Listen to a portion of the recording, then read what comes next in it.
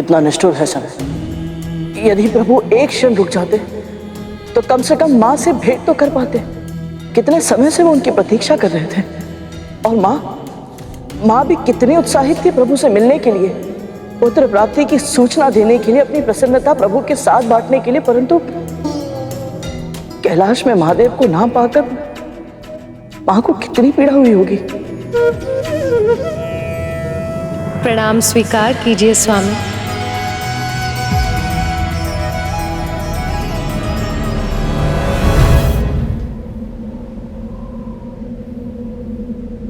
ये कैसी लीला रच रहे हैं आप। कैलाश का कण कण मुझे बता रहा कि आप मेरी प्रतीक्षा में व्याकुल थे, परंतु अब जब मैं यहाँ आ गई तो आप मुझे अपने दर्शन नहीं दे। ऐसा क्यों प्रभु? कहाँ हैं आप? यहाँ देवी पार्वती प्रभु महादेव से मिलने की प्रतीक्षा कर रही थी और उधर गजासुर ने अपने भाई के साथ महादेव से वरदान लेने का प्रण किया था। चाहे कुछ भी क्यों ना हो जाए, महादेव को वहां से जाने मत देना। महादेव तो भोले, वो हमारी बात मान लेंगे, किंतु विष्णु वो बहुत चालाक है। यदि उसे पता चला तो वो हमारी योजना को भी असफल कर सकता है। उसने पहले भी हमारे साथ छल किया था। हो सकता है कि महादेव एक बार लौट जाए तो उन्हें पुनः पकड़ने का अवसर मिलना असंभव हो जाए। इसीलिए किसी भी मूल्य पर उन्हें अपने उदर में बसने के लिए विवश करना होगा गजासुर। और यदि तुमने ऐसा किया तो तुम अमर हो जाओगे और हम दोनों भाई संसार के सबसे शक्तिशाली असुर बन जाएंगे और तीनों लोकों का शासन हमारी मुट्ठी में होगा।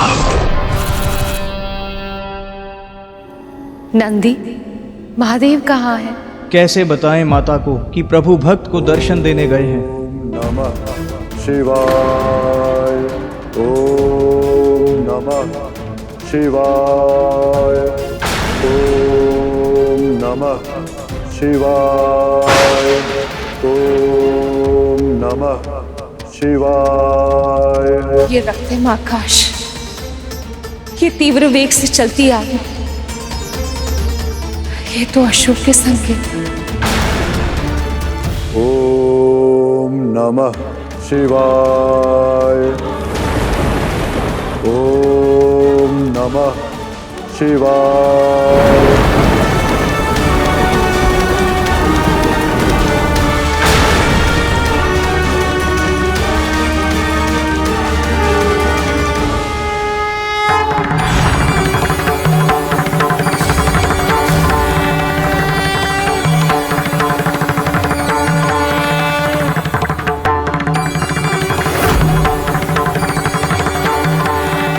महादेव,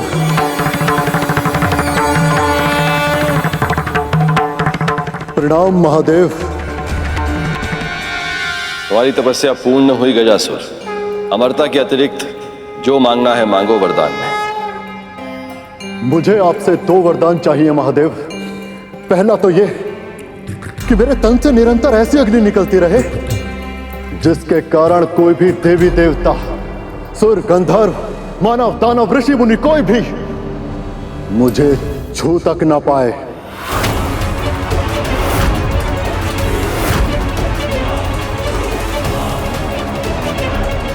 तथास्तु।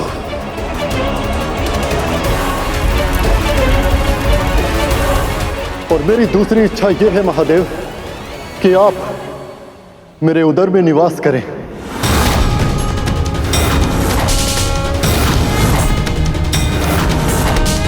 अब से यही आपका निवास स्थान होगा प्रभु, सदैव सदैव के लिए।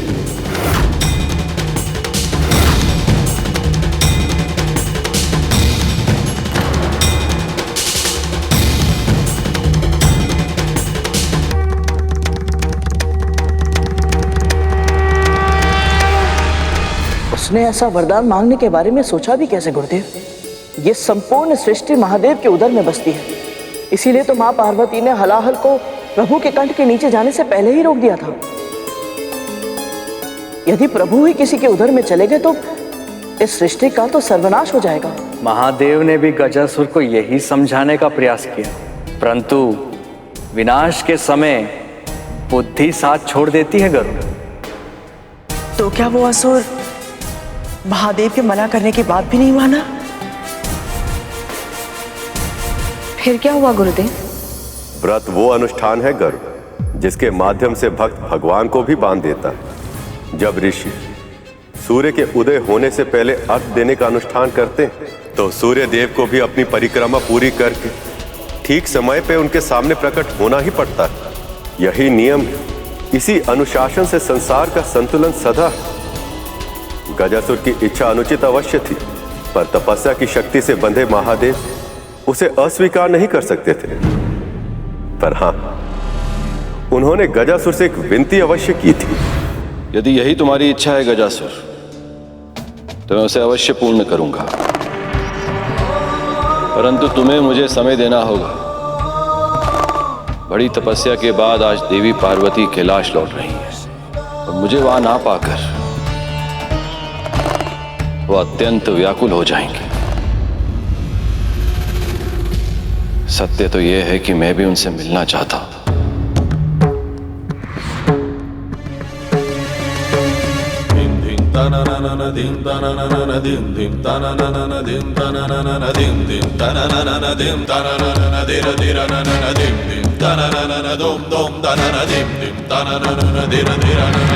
भले ही मेरा मिलन एक क्षण का ही क्यों ना हो, भले ही उनसे मिलने के उपरांत मुझे यहां तुरंत लौटना पड़े। पार्वती शक्ति है मेरी। प्रभु से वियोग के कारण विचित्र सी बेचैनी का आभास हो रहा है मुझे उनसे भेंट करनी ही होगी। क्षमा कीजिएगा महादेव, परंतु यदि आपको यहां से जाने दिया तो बहुत बड़ा संकट उत्पन्न हो सकता है मेरे लिए, और मुझे अपने प्राण अत्यधिक प्रिय हैं। आपने मुझे वर दिया है महादेव, और आपको अपने वचन का पालन तो करना ही होगा। इसी क्षण से आपको मेरे उदर में निवास करना ही होगा प्रभु। गजासुर की मांग सुनकर समस्त संसार में त्राही त्राही मच गई। सब यही सोच रहे थे कि यदि महादेव ने गजासुर की मांग पूरी कर दी तो पार्वती से शिव का मिलन कैसे हो पाएगा। जब मैं आपको पति के रूप में पाना चाहती थी, तब मैंने आपके लिए 1 सहस्त्र वर्षों तक तपस्या की थी प्रभु। क्या मुझे पुत्र प्राप्ति के लिए इतनी लंबी प्रतीक्षा करनी होगी महादेव? मुझे क्षमा करना पार्वती, मुझे क्षमा करना पार्वती, मुझे क्षमा करना पार्वती, मुझे क्षमा करना पार्वती। कुछ बहुत ही अनुचित होने वाला है, बहुत ही भयंकर, बहुत ही विनाशकारी।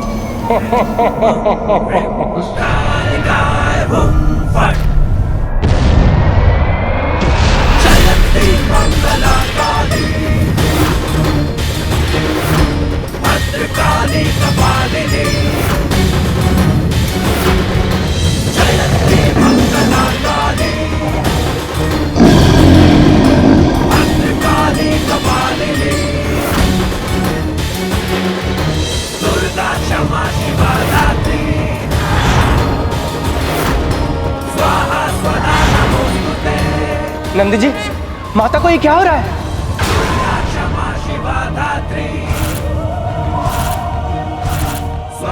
माँ के भीतर जो प्रेम की ऊष्मा थी वो अब क्रोध की ज्वाला बन रही है। माँ अपना रौद्र अवतार, दुर्गा अवतार ले रही है।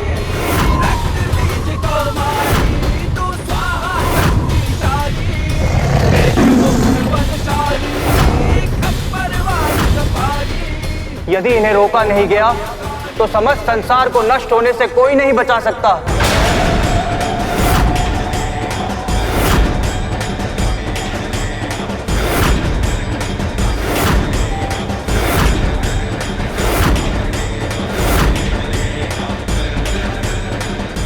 ब्रह्मा, विष्णु प्रकट हो। जब स्वयं शक्ति ही क्रोध करे तो इस जगत की रक्षा कौन करे? सखी पार्वती के क्रोध को शांत करने की क्षमता केवल महादेव में है, ब्रह्मदेव। और अब वही गजासुर के उदर में है। ऐसे में कौन शांत करा सकता है इन्हें? मैं नहीं जानता मैं इन्हें शांत कैसे करूं। हम सब साक्षी हैं। जब महादेव को देवी पार्वती का विरह सहना पड़ा था तो सभी प्राणी त्राही त्राही कर उठे थे। ऐसा तांडव हुआ था कि यह संसार विनाश के द्वार पर आ खड़ा था। देवी पार्वती भी महादेव की अर्धांगिनी है, उनकी शक्ति है। इसलिए जब इन्हें क्रोध आएगा तो वो क्या करेंगे ये मैं भी नहीं जानता।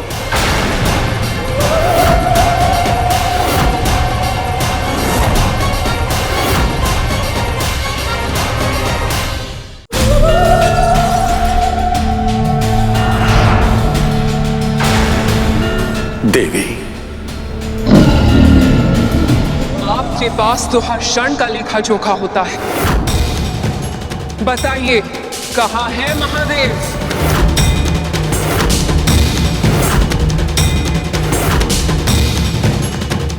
गजासुर ने भोलेनाथ से वरदान मांगकर उन्हें विवश कर दिया है देवी, और लिंग रूप में परिवर्तित करके अपने उदर में बसा लिया है।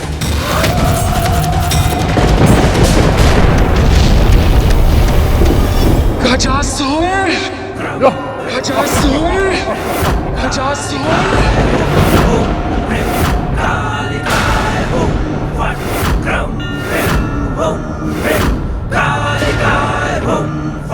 शांत हो जाइए देवी, क्रोध का त्याग कीजिए।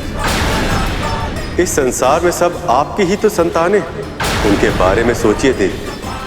आपके इस रौद्र रूप से सब नष्ट हो जाएगा। शांत हो जाइए। कितने निष्ठुर हैं आप!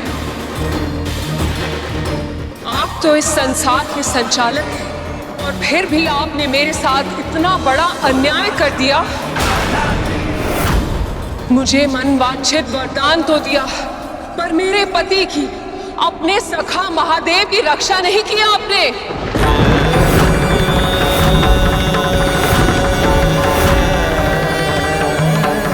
आप अच्छी तरह जानती हैं देवी, भक्त और भगवान के बीच में कोई नहीं आ सकता, मैं भी नहीं। पर भक्ति तो मैंने भी आपकी की थी विष्णु, और आप मेरी भक्ति से प्रसन्न भी हुए थे। फिर मेरी इच्छा के विरुद्ध ये अवरोध कैसे आ गया? आप अच्छी तरह जानते हैं विष्णु कि मैं और महादेव एक दूसरे के बिना अधूरे। ना वो मेरे बिना जी सकते हैं और मेरा जीवन उनके बिना संभव नहीं है। ये भूल आपसे हुई है विष्णु, आपसे हुई है विष्णु, आपसे हुई है विष्णु, और अब आपको ही इसे सुधारना होगा, और अब आपको ही इसे सुधारना होगा।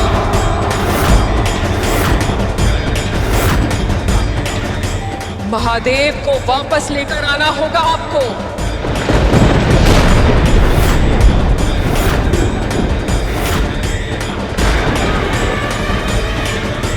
देवी, मैं कैसे? क्यों और कैसे का उत्तर आप स्वयं खोजिए विष्णु, पर कब का उत्तर मैं आपको अवश्य दूंगी। मंगल स्नान के बाद मेरी पूजा समाप्त होने से पहले तक यदि महादेव मेरे पास वापस नहीं आए तो मैं आपकी प्रतीक्षा नहीं करूंगी। स्वयं उस गजासुर का वध करके अपने पति को मुक्त कराऊंगी मैं।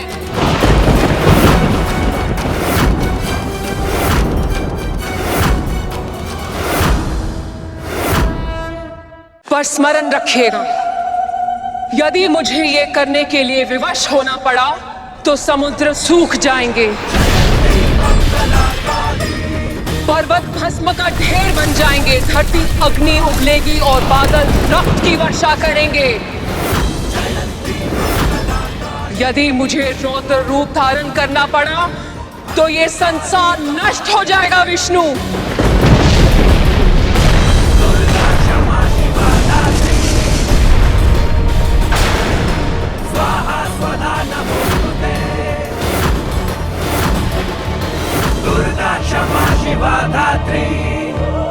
और ये आप भी जानते हैं कि मेरे उस अवतार के क्रोध पर महादेव के अतिरिक्त और कोई नियंत्रण नहीं पा सकता, स्वयं मैं भी नहीं।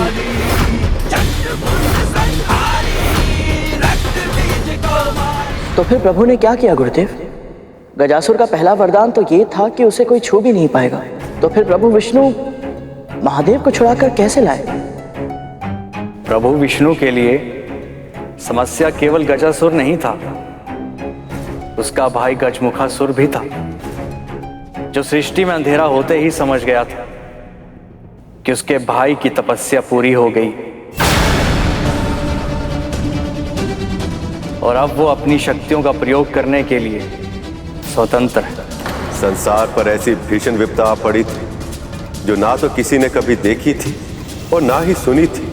प्रभु विष्णु और ब्रह्मदेव के पास इन दोनों समस्याओं में से किसी का भी समाधान नहीं था और समय उनके हाथों से सूखी रेत की तरह फिसलता जा रहा है।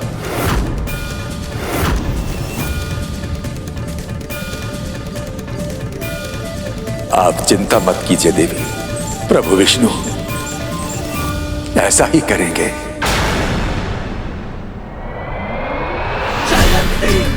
हाँ देवी, जो आवश्यक होगा वो सब करूंगा, पर महादेव को वापस अवश्य लेकर आऊं, समय से पहले और किसी भी मूल्य पर। भद्रकाली कपालिनी दुर्गा क्षमा शिवा दात्री स्वाहा स्वधा नमोस्तुते। देवी पार्वती को मैंने वचन तो दे दिया, किंतु गजासुर को मिले वरदान के कारण उसे हराना असंभव। पर यदि देवी पार्वती के मंगल स्नान के पूर्ण होने से पहले मैंने अपना वचन पूर्ण नहीं किया तो इसका परिणाम पूरे संसार को भोगना पड़ेगा। प्रभु विष्णु और ब्रह्मदेव के पास इन दोनों समस्याओं में से किसी का भी समाधान नहीं था और समय उनके हाथों से सूखी रेत की तरह फिसलता जा रहा था, क्योंकि देवी पार्वती अपना मंगल स्नान आरंभ कर चुकी थी।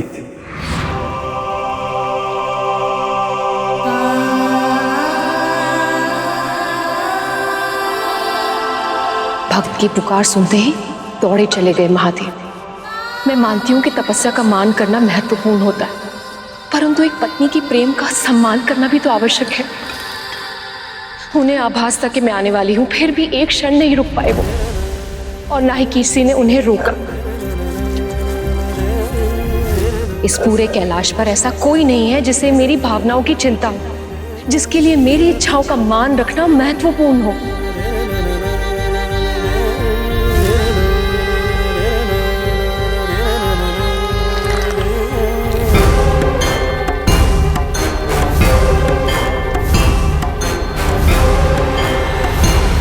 अब जो मेरा पुत्र होगा वो मेरी हर आज्ञा का पालन करेगा। जिस तरह यशोदा का कान्हा उन्हें सताता है, परंतु सबसे अधिक प्रेम भी वो उन्हीं से करता है, ठीक वैसे ही मेरा पुत्र भी मेरे साथ ऐसा ही करेगा। मेरे लिए सबसे टकरा जाएगा वो, डांट पड़ने पर कान पकड़कर क्षमा भी मांगेगा, और यदि उसने शरारत की तो उसे भी मैं ओखली से बांधकर दंड दूंगी। नहीं नहीं, मैं ये नहीं कर सकती, मैं उसे इतना बड़ा दंड नहीं दे सकती। कान्हा माखन चुराता है तो यशोदा उसे डांट देती है, परंतु मैं अपने पुत्र को एक से एक उत्तम व्यंजन बनाकर खिलाऊंगी, और तब तक खिलाऊंगी जब तक उसके पेट के साथ साथ उसका मन नहीं भर जाता। अपने पुत्र के मन, मस्तिष्क, यहाँ तक कि प्राण वायु को भी मैं स्नेह से भर दूंगी। और ऐसे ममता भरी भावना से मां पार्वती ने गढ़ी थी एक अप्रतिम रचना।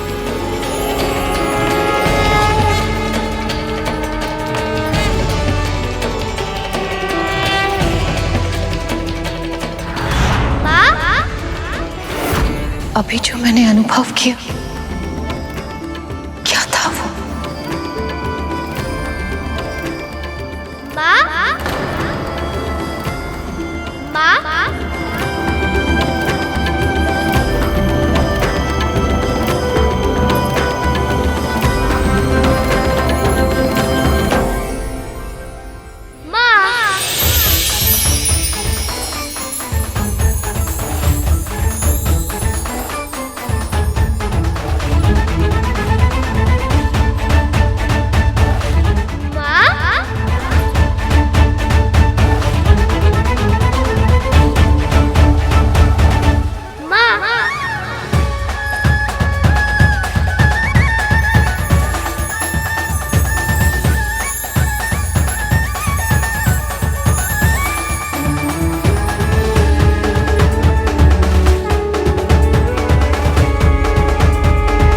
और इस सुंदर बालक को देखकर मां पार्वती ऐसे मोहित हुई कि अपने ही पुत्र को पहचान नहीं पाई। बालक? ओहो, तू कौन है? यहाँ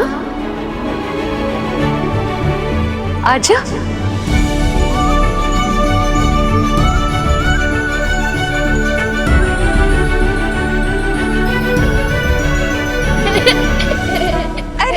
बालक रुक तो। अरे बता तू कौन है तू?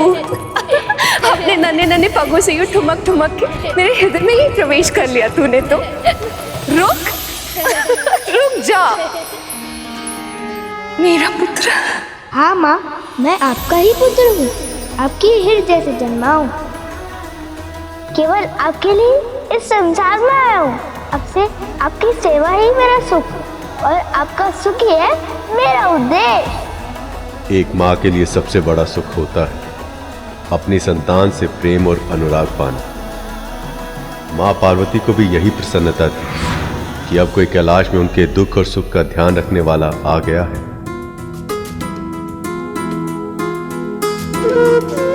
माँ और पुत्र का मिलन तो सदैव ही सुखद होता है, तो फिर आप सभी माँओं की आंखों में आंसुओं का आभास क्यों हो रहा है मुझे? यही तो इस संबंध की विशेषता है गर्ग।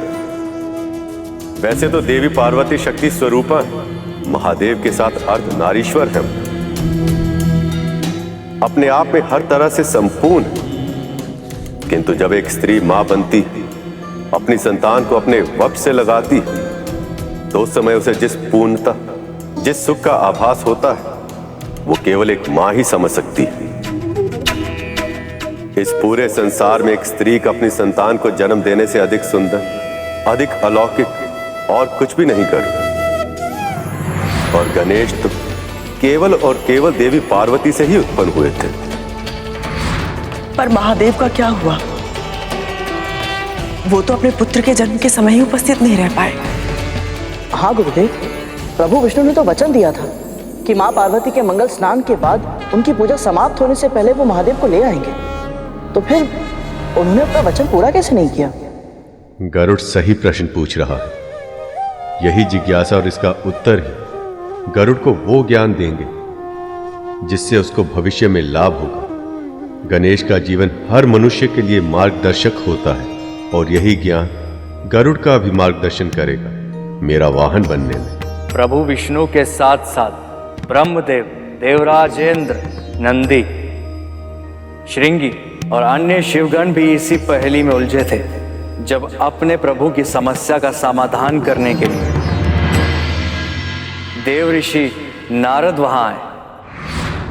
नारायण नारायण। महादेव को अपने उदर में बसाकर गजासुर स्वयं को अमर समझने लगा है प्रभु, और उसने घोषणा की है कि अब वो तीनों लोकों का स्वामी है। आज अपना राज्याभिषेक कर रहा है वो, जिसमें उसने स्वर्ग की अप्सराओं और गंधर्वों को गायन के लिए आमंत्रित किया है। यदि देवराज ने इस आमंत्रण को अस्वीकार कर दिया तो इसे वो अपनी सत्ता की चुनौती समझेगा और कल ही स्वर्ग पर आक्रमण कर देगा। नारायण नारायण। प्रभु, यदि ऐसा हो गया तो स्वर्ग को बचाना असंभव होगा, क्योंकि जब तक उसके उदर में महादेव विद्यमान है उसे हराना संभव ही नहीं है। प्रभु, अब हम क्या करें प्रभु?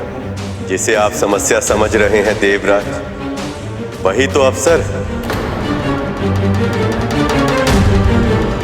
यदि गजासुर चाहता है कि कला का प्रदर्शन हो तो अब ऐसा ही होगा।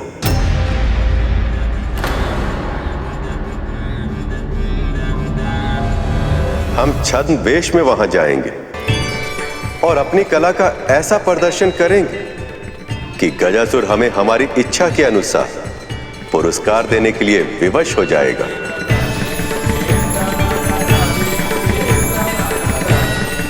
आपकी योजना अद्भुत है, अद्भुत है प्रभु, अद्भुत।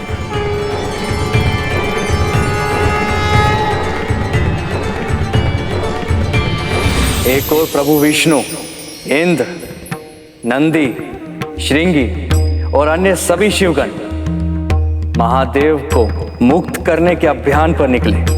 वहीं दूसरी ओर वैकुंठ में देवी लक्ष्मी और देव ऋषि नारद को मां पार्वती की हंसी का स्वर सुनाई दिया। जब उन्होंने कैलाश की ओर देखा तो चकित रह गए। रुक जा। माँ, मैं जो समझ रहा हूं क्या वो सत्य है?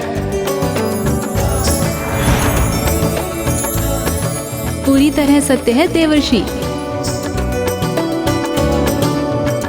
इस बालक ने सखी पार्वती के हृदय से जन्म लिया है।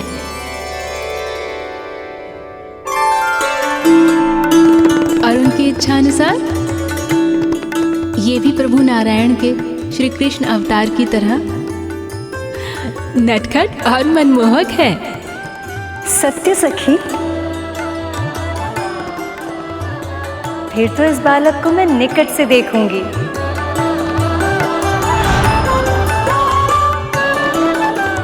इससे भेंट की इच्छा तो मेरे मन में भी है। नारायण नारायण। माओ को अपने आकर्षण में बांध लेना और स्वयं ममता की डोरी में बन जाना, ये तो कोई आपसे सीखे प्रभु। बस कर पुत्र, बस रुक जा, आगे आ। बहुत थक गया होगा ना? चल, तेरा हाथ मुंह धुला के तुझे भोजन करा देती हूँ। बहुत भूख लगी होगी ना? पुत्र को भूख लगी है, क्यों उससे पहले माँ को कैसे पता चल जाता है?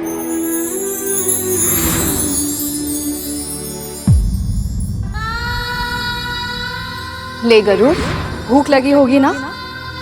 भर पेट भोजन करना। बढ़ते तन को पोषण की आवश्यकता होती है। मेरी माँ को भी ऐसा ही आभास होता है। हर माँ का हृदय चाहे वो माँ पार्वती हो या मेरी माँ विंता, सबका हृदय एक समान होता है। पुत्र, सभी माताएं गणेश के पास पहुंची।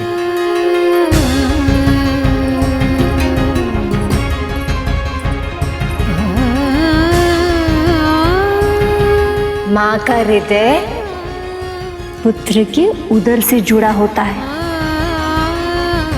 जब पुत्र को भूख लगती है ना, माँ का हृदय अशांत हो जाता है। फिर माँ को ज्ञात हो जाता है कि पुत्र को भूख लगी है। समझे? बात तो आपने अच्छी नहीं, पर अब है कौन? अरे पुत्र, ये आपकी प्रिय मामी जी हैं, देवी लक्ष्मी। प्रणाम करो। प्रणाम मामी जी। सदा समृद्ध रहो।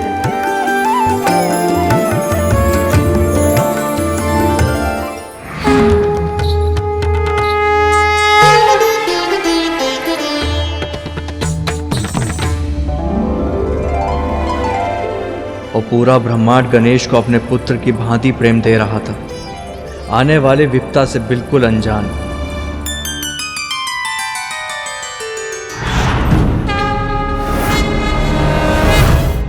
आप सब कौन है? हम तुम्हारी माँ हैं।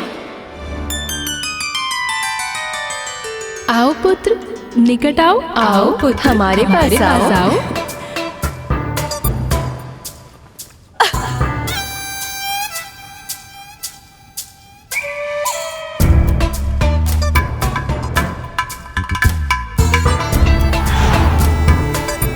तो कैलाश में ऐसा कोई आ ही गया।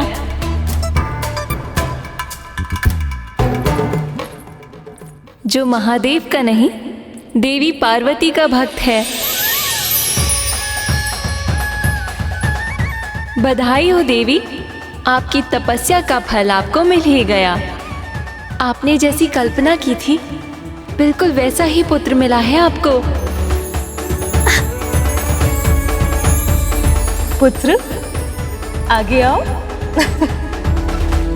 सच, ये तो मेरी कल्पना से भी अधिक मनमोहक है।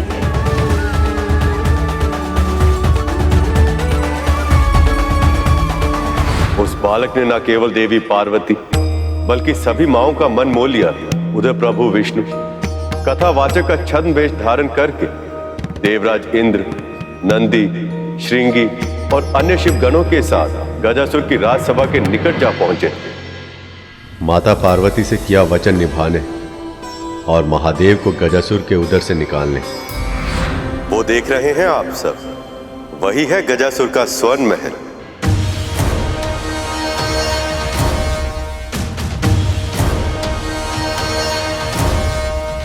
प्रभु, इसकी छटा तो बहुत ही निराली है। हाँ प्रभु, ऐसे स्थान पर हमें प्रवेश कैसे मिलेगा?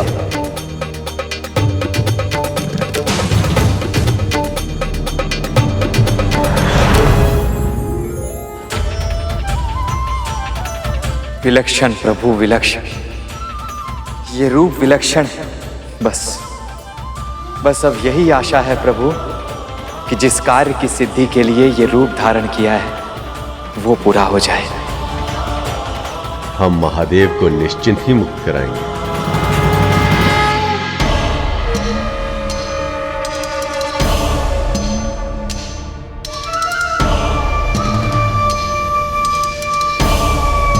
गजमुखासुर प्रश्न पूछे तो मौन रहना बुद्धिमानी नहीं होती।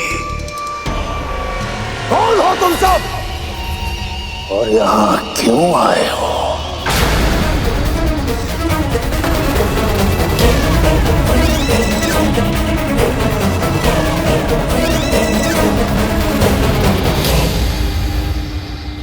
हम महादेव को मुक्त कराने आए, किंतु ये बात तुझ मूर्ख को समझ नहीं आएगी गजासुर। हम सब कथावाचक हैं महाराज। भोले भंडारी महादेव के गुणगान करके अपना जीवन यापन करते हैं। जब हमने सुना कि यहां महादेव के सबसे बड़े भक्त का अभिषेक हो रहा है तो हमें लगा कि यहाँ महादेव की जीवन की कथा, शिव कथा कहने से अधिक सौभाग्य और क्या हो सकता है। जो दिख रहा है वो है नहीं, और जो दिख नहीं रहा वो छुपा हुआ है। तुम सब आए तो एक साथ हो, किंतु तुम एक नहीं हो, अलग अलग हो। तुम सब अलग अलग हो, एक दूसरे से बिल्कुल अलग। कहीं इसने हमें पहचान तो नहीं लिया?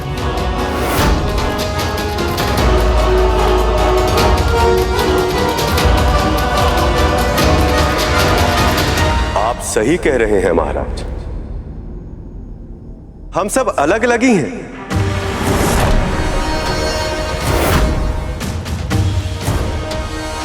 यदि हमें कुछ एक समान है तो वो है महादेव के प्रति हमारा प्रेम, हमारी शिव भक्ति।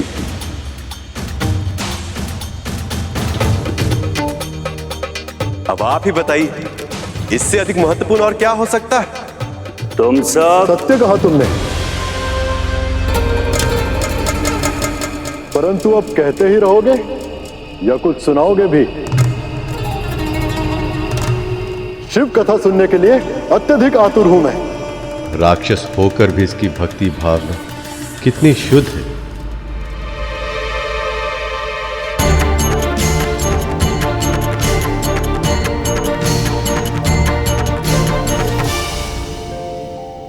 बड़ा विचित्र जग का शासन, बड़ा विचित्र विधान। समाप्त हो जब एक कथा, आरंभ हो दूसरा गान। पर जग की माया में डूबा जो, वो ये देख न पाए। संदेश यही इस कथा का, जो अब ये वाचक सुनाए। पिता दक्ष ने अपमान किया सती पति का, महायज्ञ में नहीं बुलाया, रखा ना आसन पशुपति का। सती स्वामी का देख निरादर, यज्ञ अग्नि में भस्म हुई। पत्नी रक्षा हित दौड़े शिव पर, पल भर की बस देर हुई।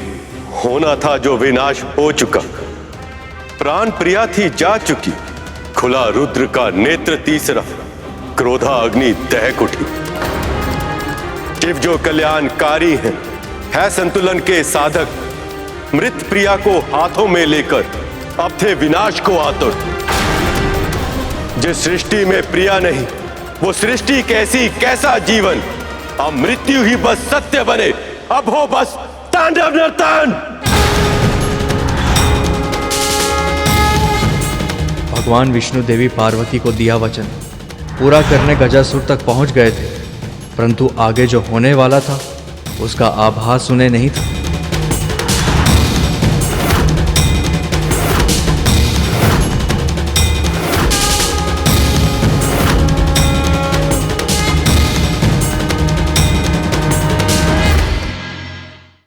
एक ओर प्रभु विष्णु अपनी योजना को सुदृढ़ कर रहे थे, तो दूसरी ओर मां पार्वती और उनके पुत्र के बीच स्नेह संबंध का सूत्र और भी सुदृढ़ होता जा रहा था। आप सब मेरे पुत्र के जन्म के शुभ अवसर पर मेरी प्रसन्नता को साझा करने आए हैं। इसके लिए मैं आप सबको बहुत बहुत धन्यवाद कहती हूँ।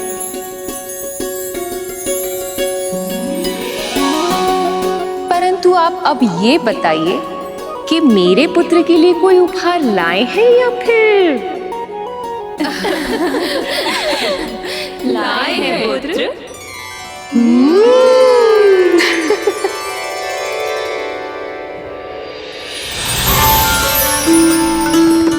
पुत्र, ये सारे वस्त्र आपके लिए हैं। इसमें से जो प्रिय लगे उसे चुन लो।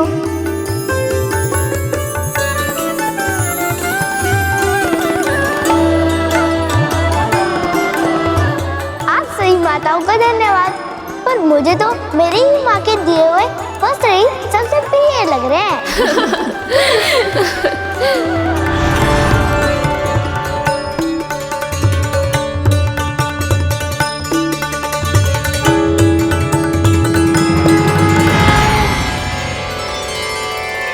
फूलों का श्रृंगार रूप सज्जा के लिए आवश्यक होता है पुत्र। स्वयं चुनो, इनमें से कौन से पुष्प सबसे अधिक प्रिय हैं तुम्हें।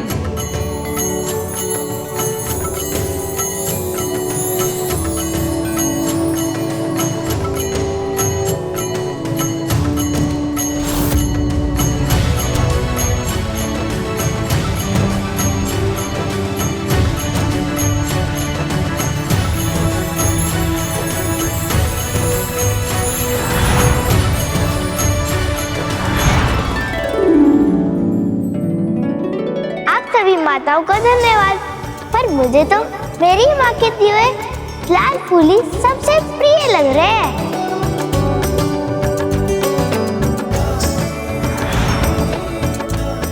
सखियों, पुत्र को ज्ञात है कि सखी पार्वती क्या उपहार देने वाली है, और उस उपहार के सामने ये हमारा उपहार का चुनाव कभी नहीं करेगा।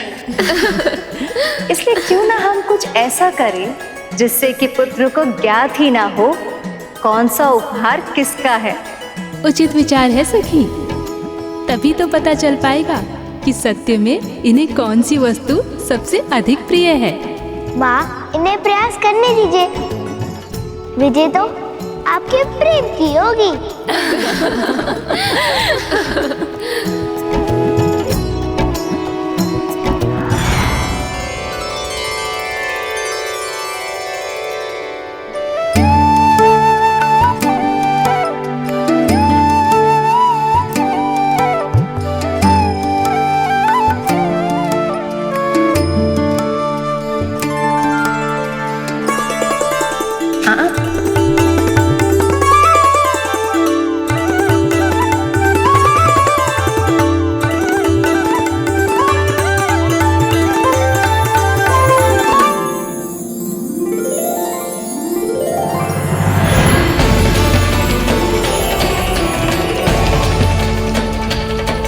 ये तो पकवान की सुगंध है।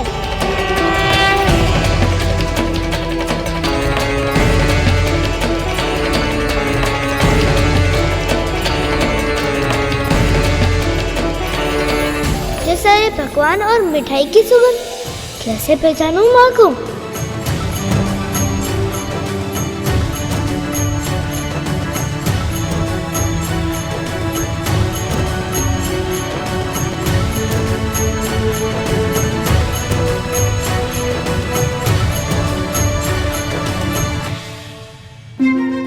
हलवा, चतुर चतुर चतुर चतुर ज्ञानी, गाजर का हलवा, पर मुझे तो मेरी माँ के हाथ के बने हुए ही चाहिए।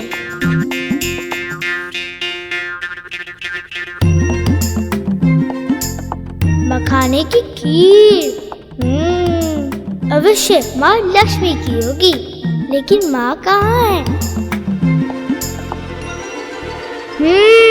लड्डू। चतुर चतुर चतुर चतुर ज्ञानी। एक माँ और पुत्र का बंधन अनूठा होता है। आंखों में पट्टी बांधकर पुत्र गणेश को माँ पार्वती का आभास हो गया था। जैसे एक नवजात शिशु अपनी माँ का स्पर्श पाते ही चुप हो जाता है, वैसे ही बाल गणेश के लिए माँ का स्पर्श, उनकी भेंट, उनका आदेश सर्वोपरि था। मान गए पुत्र तुम्हें। तुम्हारी माता के साथ तुम्हारे संबंध सूत्र सच में बहुत प्रगाढ़ हैं। या कहना चाहिए कि तुम अपनी माता के भक्त हो। आप सब जो भी गए, पर एक सत्य ये भी है कि मुझे बहुत जोर से भूख लगी है, और आप सबने जो उपहार दिए उसे मैं वैध थोड़ी ना जाने दूंगा। सब कुछ खाऊंगा मैं। बस बस पुत्र, अब तू विश्राम कर ले, थक गया होगा। नहीं माँ, मैं आप सबके साथ समय व्यतीत करना चाहता हूँ।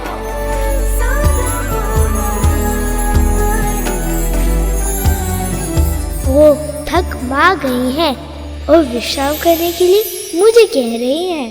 दर्शन देने के लिए आप सभी का बहुत बहुत धन्यवाद, पर अब मेरी माँ को विश्राम करने की आवश्यकता है।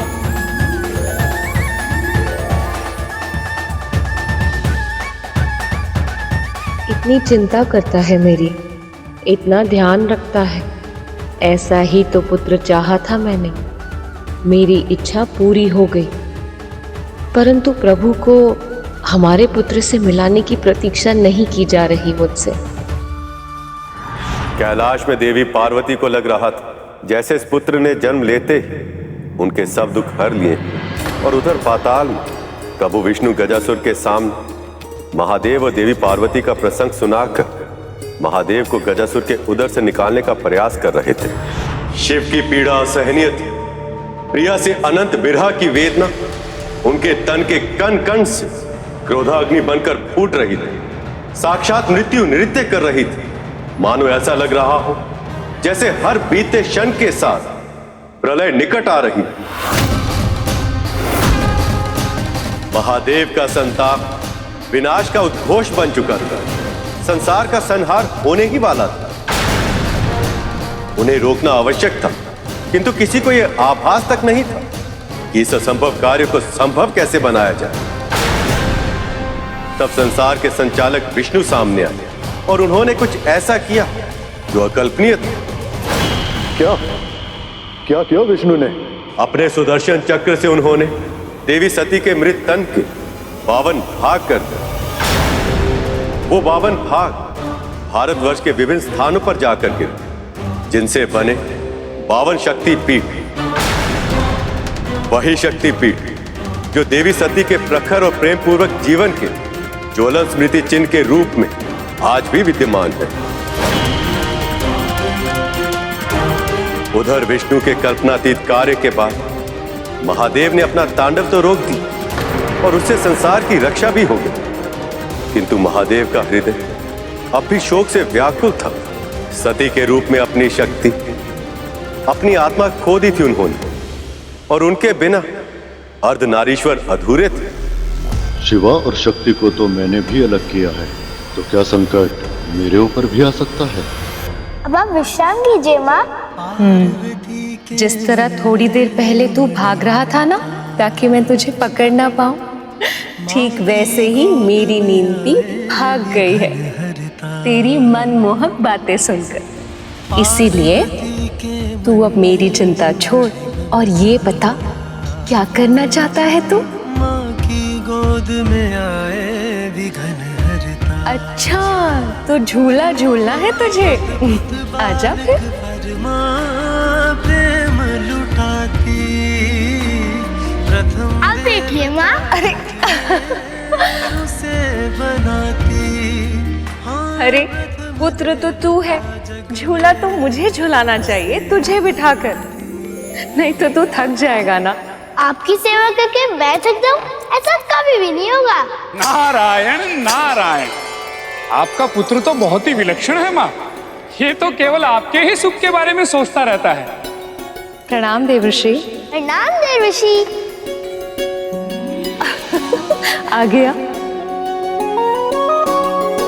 बहुत ही उचित समय पर आए हैं आप। आप शीघ्र ही इसे आशीर्वाद भी दे दीजिए। अवश्य माँ।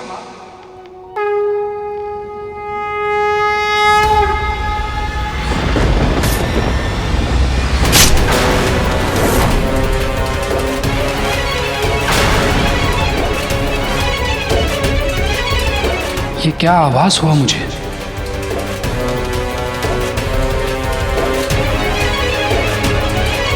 मुझे वरदान दीजिए कि मेरी मृत्यु केवल उसी के हाथों हो पाए जिसका जन्म केवल और केवल माता से हुआ हो, जिसके पिता ने स्वयं उसका शीश काटकर पुनः जोड़ा हो।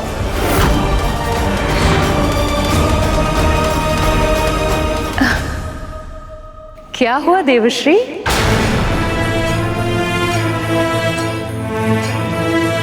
माँ को कैसे बताऊं कि मैं इनके पुत्र को दीर्घायु होने का आशीर्वाद क्यों नहीं दे सकता?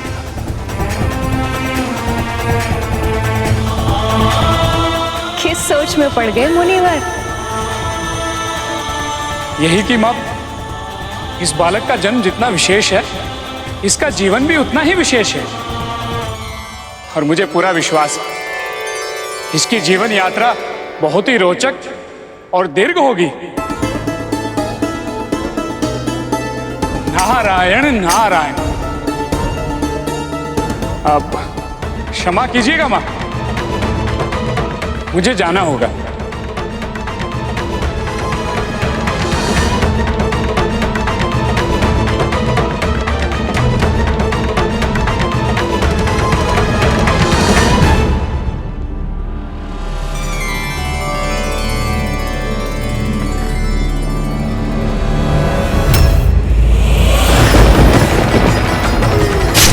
जो मैंने देखा क्या वो सच में घटित होगा?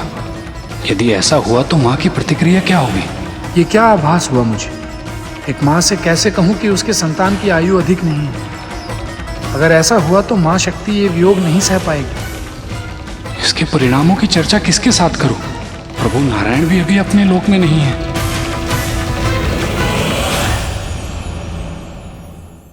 देव ऋषि नारद की यह चिंता उचित थी, क्योंकि उन्हें यह आभास था कि गजमुखासुर की मृत्यु की पहली शर्त केवल यही बालक पूरी कर सकता था, क्योंकि उसका जन्म केवल मां से हुआ था। किंतु उसकी मृत्यु की दूसरी शर्त को पूरा कर पाना अभी संभव नहीं था, क्योंकि उनका सिर हाथी का नहीं था, और जब तक महादेव गजासुर के उदर में थे ऐसा हो पाना भी संभव नहीं था। आपके कहने का अर्थ यह है गुरुदेव, यदि महादेव गजासुर के उदर में रहते तो संसार संकट में आ जाता, और यदि बाहर आ जाते तो उनके पुत्र के प्राण संकट में पड़ जाते। फिर क्या हुआ गुरुदेव? मां पार्वती अपने पुत्र पर आने वाले संकट से अनभिज्ञ थी। वहां प्रभु विष्णु महादेव को मुक्त कराने का कठिन प्रयास कर रहे थे। जैसे विक्षिप्त हो गए ऐसे अपनी प्रिया की स्मृति में खोकर जोगी बनकर वन वन भटकने लगे। उनके कष्टों की अधिकता देवगणों के मन में शूल बनकर चुभ रही थी। वो जानते थे कि संसार को भोलेनाथ अब तभी मिल सकते हैं जब भोलेनाथ को एक बार फिर से प्रेम मिल जाए। ऐसे में देवी सती का पुनर्जन्म हो देवी पार्वती के रूप में। ओम नमः शिवाय, ओम नमः शिवाय। पर प्रेम के मार्ग में अवरोध तो आते ही। महादेव और उनकी प्रिया को फिर से एक होने में कई वर्ष लगने वाले थे, क्योंकि अपने संताप से भीतर ही भीतर जलते शिव शांति की खोज में तपस्या में लीन हो गए थे। ऐसे में पार्वती ने अपने स्वामी को प्राप्त करने के लिए तपस्या करने का निश्चय किया, पर उनकी मां मैनावती ये नहीं चाहती थी कि उनकी सुकोमल पुत्री इतना भीषण तप करे। पार्वती ने तपस्या में पहले भोजन छोड़ा और केवल पतियों पर निर्वाह करने का निश्चय किया, और बाद में उन्हें भी छोड़ दी। और इसी के कारण उन्हें उनका दूसरा नाम मिला, अपर्णा, अर्थात वो जो पर्ण या पतियों का भी सेवन न करे। किंतु इतनी भीषण साधना करने के बाद भी वो महादेव का ध्यान तोड़कर उनके हृदय तक नहीं पहुंच पाए। देवों के देव महादेव और मां पार्वती सचमुच प्रेम का आदर्श स्वरूप है। एक दूसरे के साथ देने के लिए, एक दूसरे के साथ रहने के लिए इन दोनों ने कितना कुछ सहा है, और जब जब एक दूसरे से दूर रहते हैं इस संसार पर बहुत बड़ी विपदा आ जाती है। तुमने सही कहा गरुड़। उस समय भी महादेव और मां पार्वती दोनों फिर से एक दूसरे से दूर थे। उन दोनों को ही आभास नहीं था कि कितना बड़ा संकट उनके पुत्र की ओर बढ़ रहा है।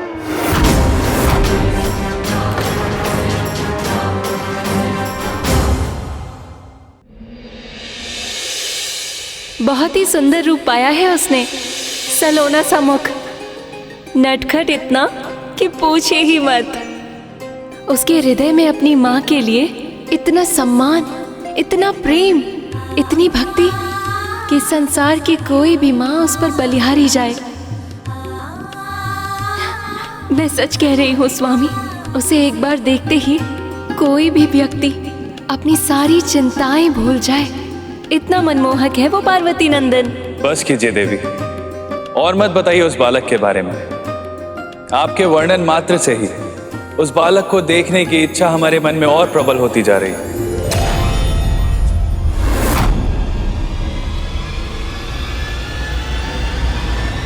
पर देखूंगा तो अनिष्ट हो जाएगा।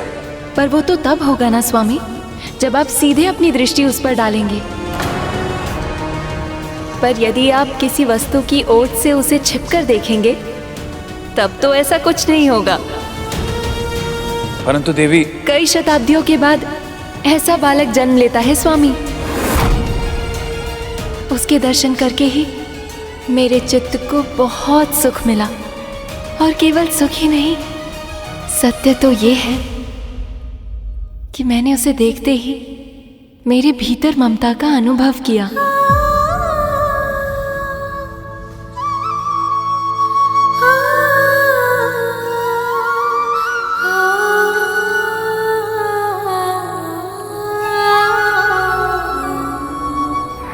माँ,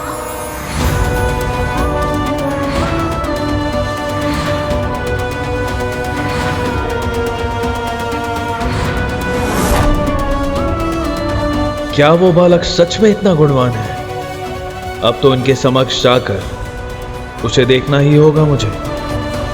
शनिदेव के बारे में विख्यात है कि वो सदैव अपनी भावनाओं और कर्मों पर नियंत्रण रखते हैं, अपने कर्मों के परिणामों के प्रति सदैव सचेत रहते हैं, क्योंकि संसार के सभी प्राणियों को उनके कर्मों के अनुरूप दंड देना उनका उत्तरदायित्व है।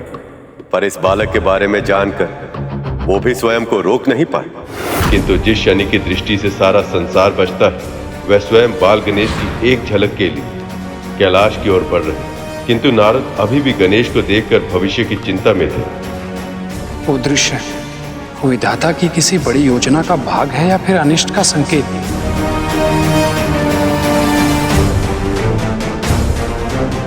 प्रणाम देव ऋषि। प्रणाम शनिदेव। आप कैलाश से आ रहे हैं ना? क्या माँ पार्वती का पुत्र सच में बहुत विशेष है? वो संसार के सभी बालकों के गुणों को अपनी कल्पनाओं के सांचे में ढालकर उसका सृजन किया है माँ ने। वो मनमोहक है, सम्मोहक है, मधुर वाणी, विशाल आंखें, लंबी लंबी भुजाएं और उत्तम विचारों की मूर्ति है वो। इस पूरी सृष्टि में भला उस बालक से अधिक विशेष और कौन हो सकता है? देव ऋषि की बातों ने मेरा संकल्प और भी दृढ़ कर दिया। धन्यवाद महर्षि। नारायण नारायण।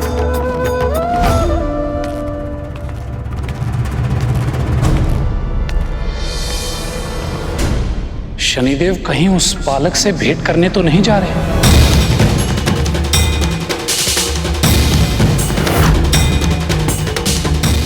क्या उस बालक पे सच में कोई संकट तो नहीं आने वाला है? और मैंने शनिदेव को उस बालक के बारे में बताकर उचित किया या अनुचित?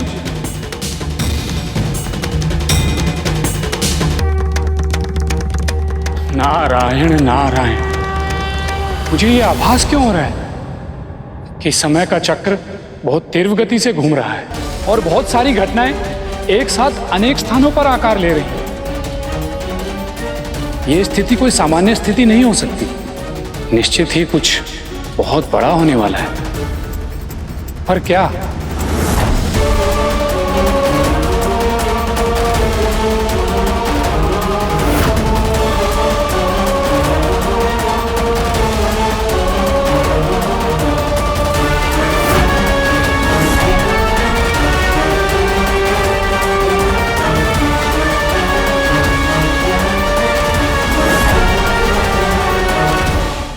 पर केवल शनिदेव ही माया के जाल में नहीं फंस रहे थे। गजासुर और गजमुखासुर दोनों ही प्रभु विष्णु के बनाए जाल में फंस चुके थे। वर्षों बीत गए थे, ऐसा लग रहा था कि जैसे इन आदि प्रेमियों के भाग में केवल विरह है, मिलन नहीं, जैसे इनका प्रेम कभी सफल नहीं होगा। पर सच्चा प्रेम अपना मार्ग खोज ही लेता है। कितने कालखंड बीते, स्मरण नहीं, पर अंत में देवी पार्वती की पुकार महादेव के हृदय तक पहुंच गई। ओम नमः शिवाय। आंखें खुली, उनके मन ने देवी सती के अंश को पहचान लिया था। पर अब महादेव संपूर्ण सत्य जानना चाहते थे, इसलिए वह ऋषि के वेश में अपने चिर प्रिया के प्रेम की परीक्षा लेने पहुंचे। ओम नमः शिवाय। ओम नमः। बस कीजिए देवी।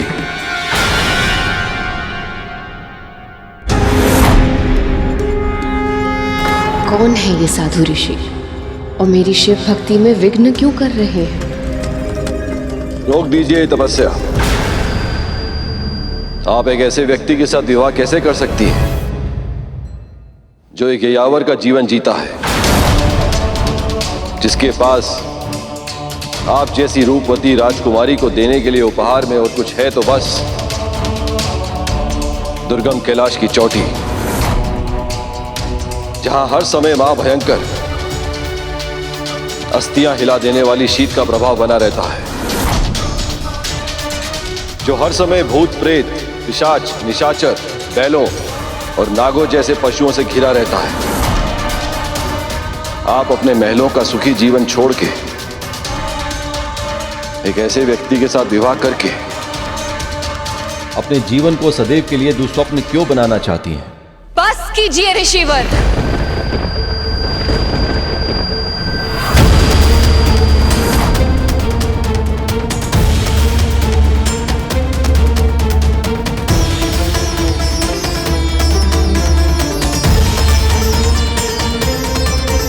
आप जो भी अपनी वाणी को विराम दीजिए।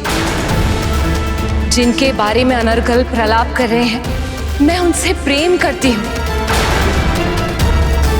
यदि अब आपने उनके विरुद्ध एक और शब्द कहा तो मैं ये भूल जाऊंगी कि आप एक ऋषिवर हैं, सम्माननीय हैं।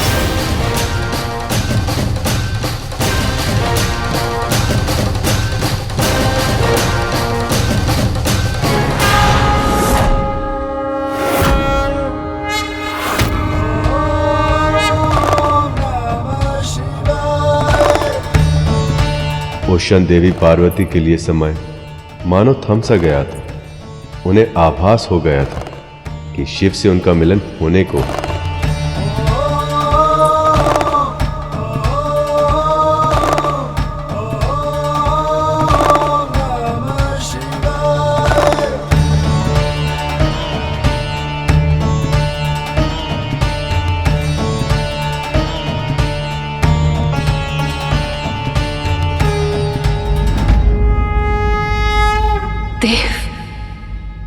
महादेव, आप,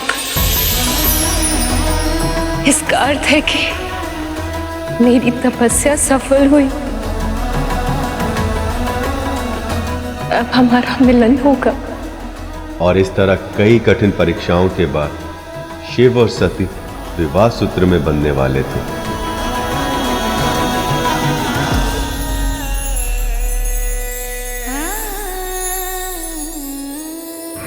महादेव की जैसी बारात पूरी सृष्टि में कोई और बारात ना आज तक हुई है और ना ही कभी भविष्य में होगी, जिस समारोह में वह एक बैल पर सवार हो, भूत प्रेत, पिशाच, निशाचर जैसे विशेष अतिथि हो, जहां देवता और दानव बिना झगड़ा किए एक साथ सम्मिलित हो। उस बारात को तो अद्भुत होना ही था। और वर की शोभा का तो वर्णन ही कैसे किया जाए। उनके पूरे तन में भस्म लगी थी, सर्प आभूषण थे, शीश पर जटाएं थी और उन्होंने अघोरी की तरह वस्त्र पहने हुए थे। पर जब वधू की मां ने ऐसे वर को देखा तो भय से काम कर अचेत हो गई। और तब पार्वती ने महादेव से अवसर के अनुरूप वेश धारण करने की विनती की। सभी देवी देवताओं ने उन्हें विश्व के सबसे उत्तम रेशमी वस्त्रों और दुर्लभ मणियों से सजाया। महादेव ने कामेश्वर का रूप धारण किया और उनकी आभा पूर्ण चंद्र से भी अधिक मनोहर हो गई। उन्हें इस रूप में देखकर महारानी मैनावती परम प्रसन्न हुई और इस प्रकार महादेव और देवी पार्वती का विवाह संपन्न हुआ।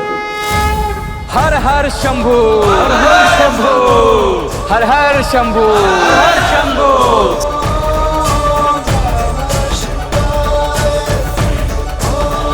अब शीघ्र ही महादेव और माता शक्ति की विरह के दर्द की करुणा में गजासुर स्वयं महादेव को मुक्त कर देगा। जहां एक और प्रभु विष्णु की योजना पूरी होने वाली थी, वहीं नियति शनि देव को कैलाश की ओर ले जा रही थी।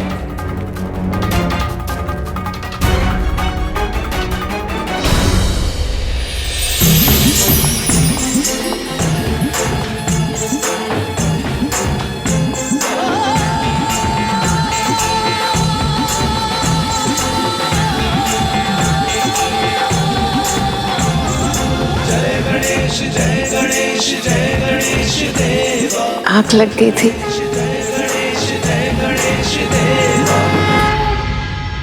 पुत्र, मुझे कितनी देर हो गई सोते सोते? कितने पैर बीते उसका तो पता नहीं माँ, पर कुछ देर अवश्य हो गई है।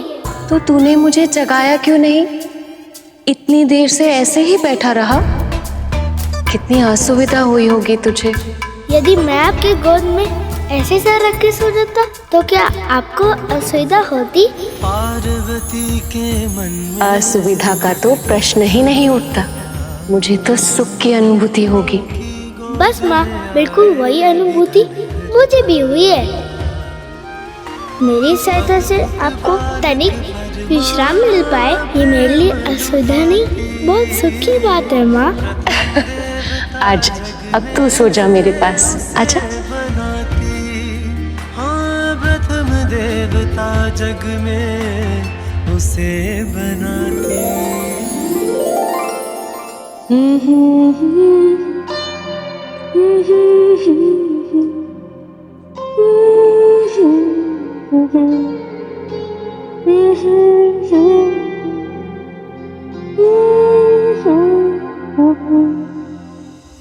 शनिदेव गणेश की ओर बढ़ रहे थे, किंतु गणेश को देखने के मोह में वो ये भूल गए थे कि उनकी वक्र दृष्टि गणेश के जीवन में संकट ला सकती है।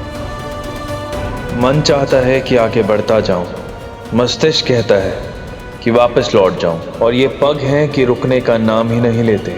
ऐसे में क्या करूं मैं?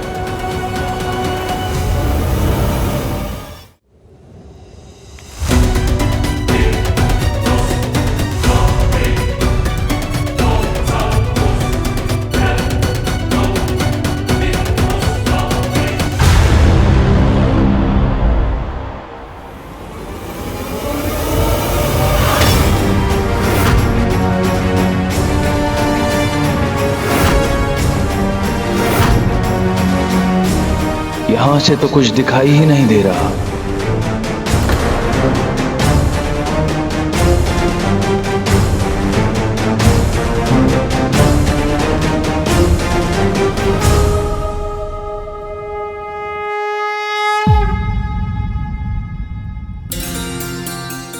चंद्र का प्रकाश तेरे विश्राम में विघ्न पहुंचा रहा होगा।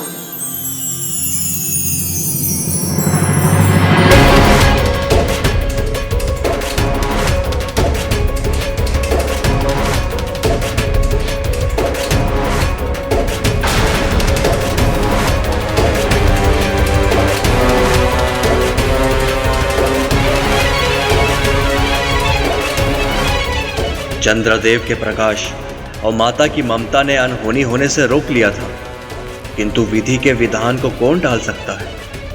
शनि की दृष्टि से बाल गणेश भी नहीं बच पाए।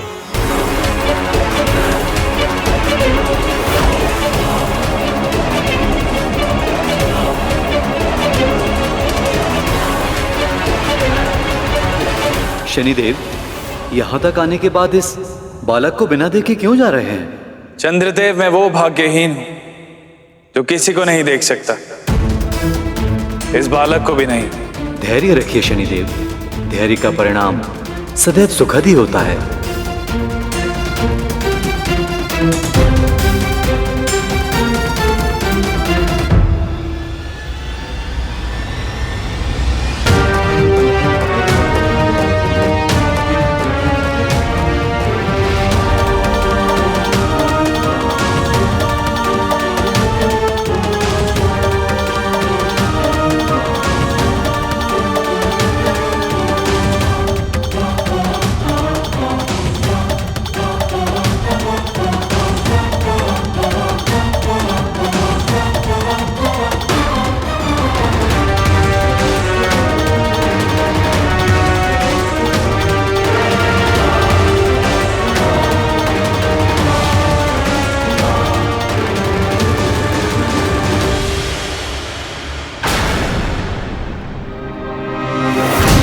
काली छाया।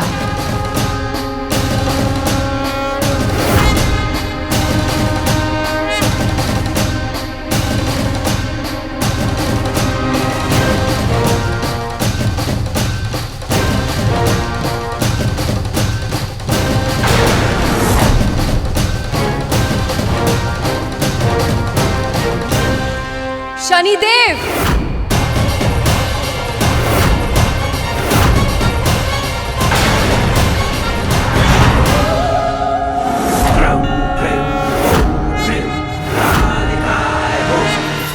वक्र दृष्टि से मेरे पुत्र को देखने का साहस भी कैसे किया आपने? माँ, माँ मुझे क्षमा कर दीजिए माँ।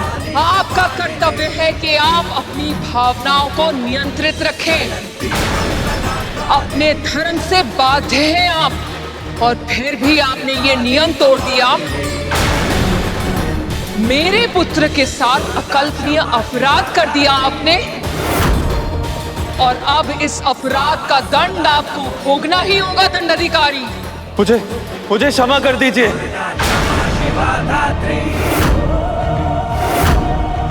स्वाहा स्वधा नमोस्तुते।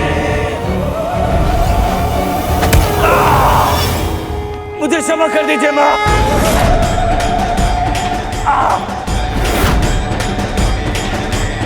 मुझे क्षमा कर दीजिए।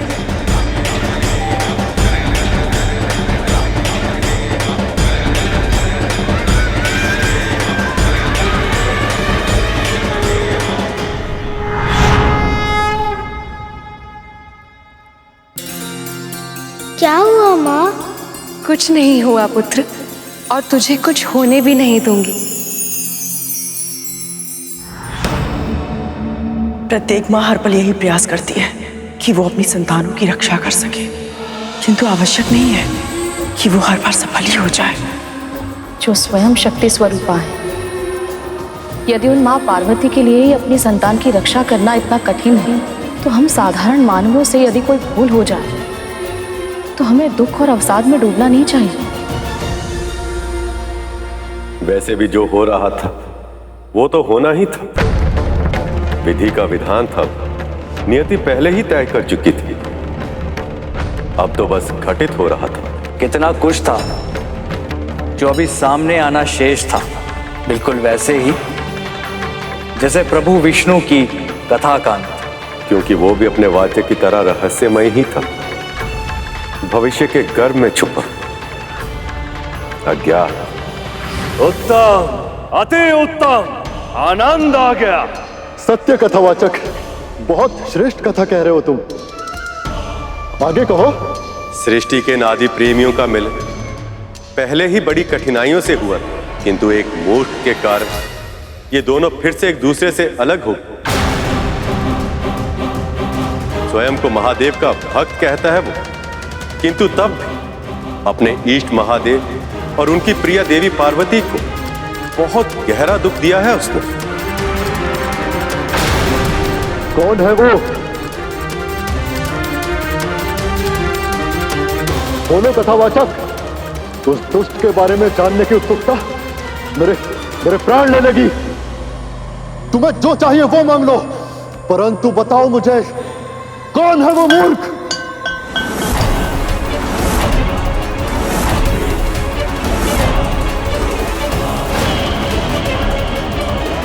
बोलो कथावाचक, कौन है वो? यदि आपके लिए अपने वचन का तनिक भी महत्व है तो महादेव को अपने उदर से बाहर आने दीजिए महाराज।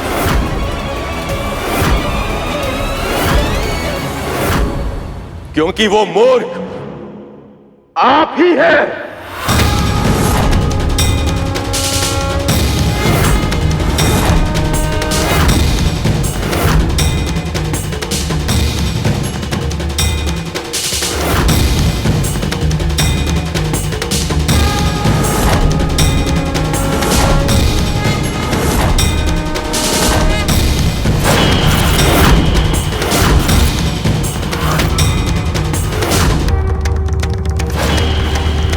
मैं तुम्हें अंतिम चेतावनी दे रहा हूं गजासुर। अब अपना वचन पूरा करो, महादेव को मुक्त कर दो।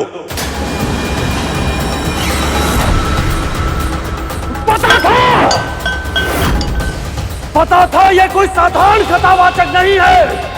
छल किया है विष्णु ने, छल।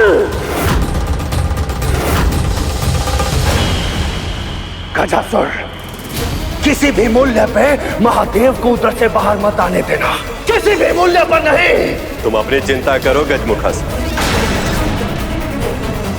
असाधारण वरदान मांगकर तुम अमर हो गए, क्योंकि पिता के योगदान के बिना केवल मां से एक संतान की उत्पत्ति नहीं हो सकती। पर ऐसा एक बालक संसार में जन्म ले चुका है और शीघ्र ही वो तुम्हारा अंत करेगा।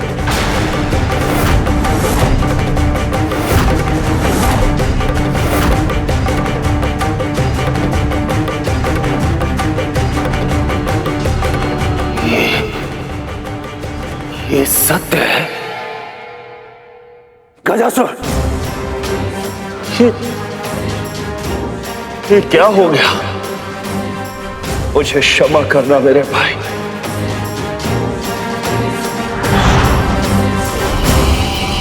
गजासुर छल के आगे पराजय स्वीकार नहीं करेगा। महादेव मेरी इच्छा के बिना मेरे उदर के बाहर नहीं आ सकते। आपने मुझे अंतिम चेतावनी दी थी ना विष्णु, अब मैं तुम्हें अंतिम अवसर देता हूं। निकाल सको तो खींचकर निकाल लो महादेव को मेरे उदर से।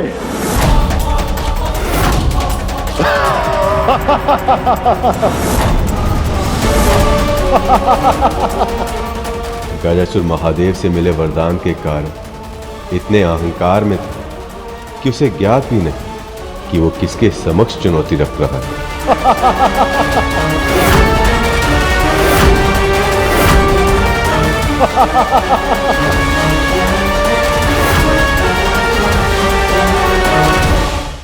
आपने मुझे अंतिम चेतावनी दी थी ना विष्णु, अब मैं तुम्हें अंतिम अवसर देता हूं। निकाल सको तो खींचकर निकाल लो महादेव को मेरे उदर से। दुष्ट, अधर्मी, मेरे प्रभु को मां पार्वती से दूर किया है तूने। उन्हें बंदी बनाने का दुस्साहस किया है तूने। तुझे इसका दंड भोगना ही होगा।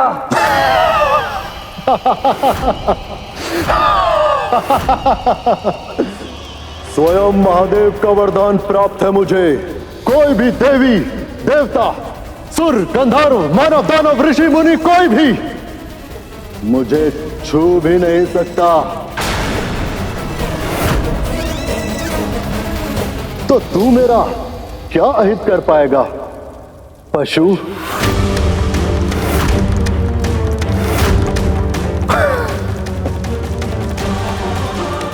अहंकार वश ही सही, मगर तूने शिव के सबसे बड़े भक्त को मार्ग सुझा दिया।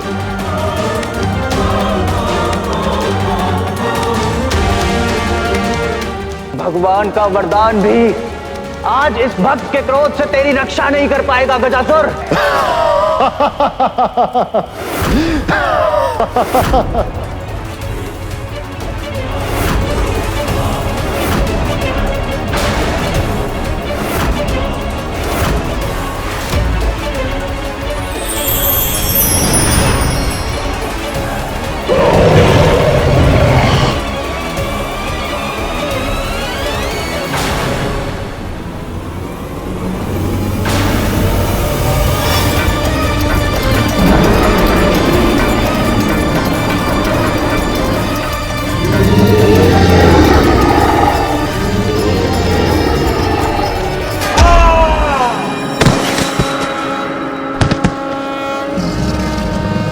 ये वरदान मांगा कि किसी देवी, देव, दानव, असुर, गंधर्व, मानव, ऋषि मुनि कोई भी तुम्हारे प्राण नहीं हर सकता, लेकिन ये नहीं मांगा कि कोई पशु भी नहीं मार सकता।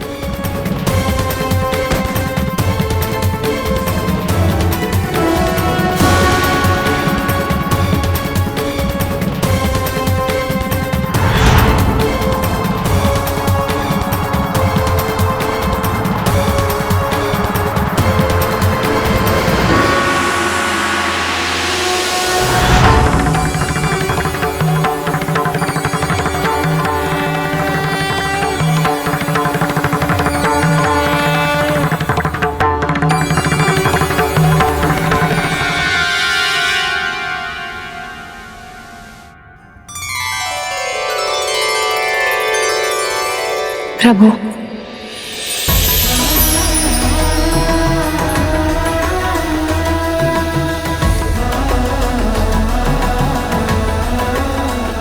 क्या हुआ माँ? आप इतने प्रसन्न, वो भी इतना अधिक, और उसके कारण सब और प्रकाश मिल गया। माँ क्या हुआ? मेरी प्रसन्नता इस प्रकाश के कारण नहीं है पुत्र, ये प्रकाश मेरी प्रसन्नता का कारण है, क्योंकि इस प्रकाश से तेरे पिता का अस्तित्व जुड़ा है। मेरे पिता से?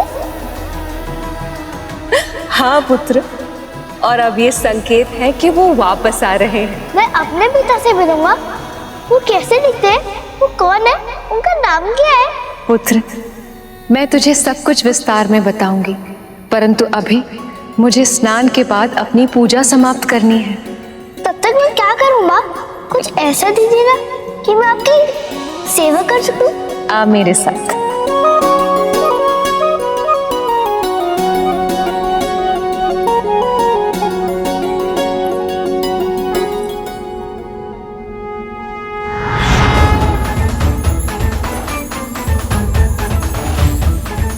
ये ले और इस स्थान की रक्षा कर, परंतु याद रहे, जब तक मैं बाहर वापस ना आ जाऊं, मेरे स्नान ध्यान में कोई भी व्यवधान ना पहुंच पाए। पर माँ, मैं इस दंड से किसी को कैसे रोक पाऊंगा?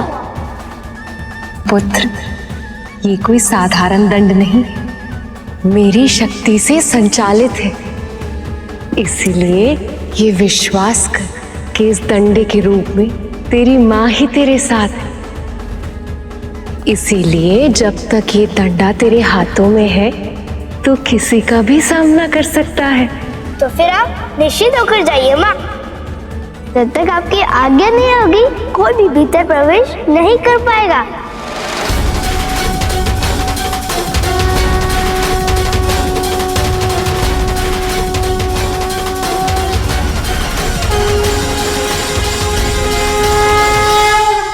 मुझे क्षमा कर दीजिए प्रभु।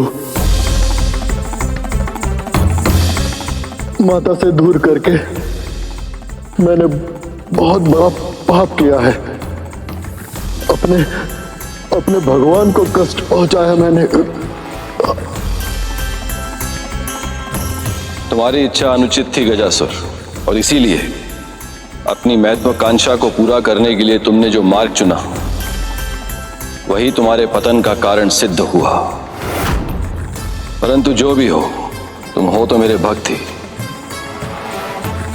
इसलिए मैं तुम्हें क्षमा करता हूं गजासुर।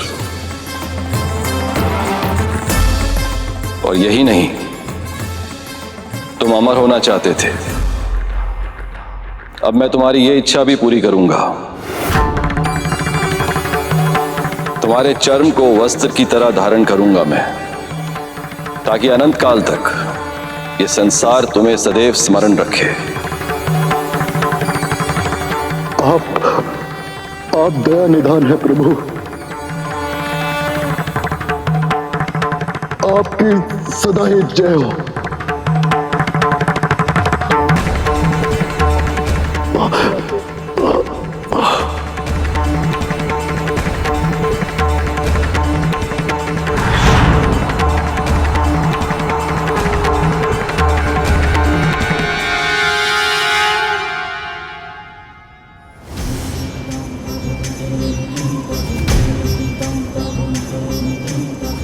मुझे क्षमा कर दीजिए प्रभु,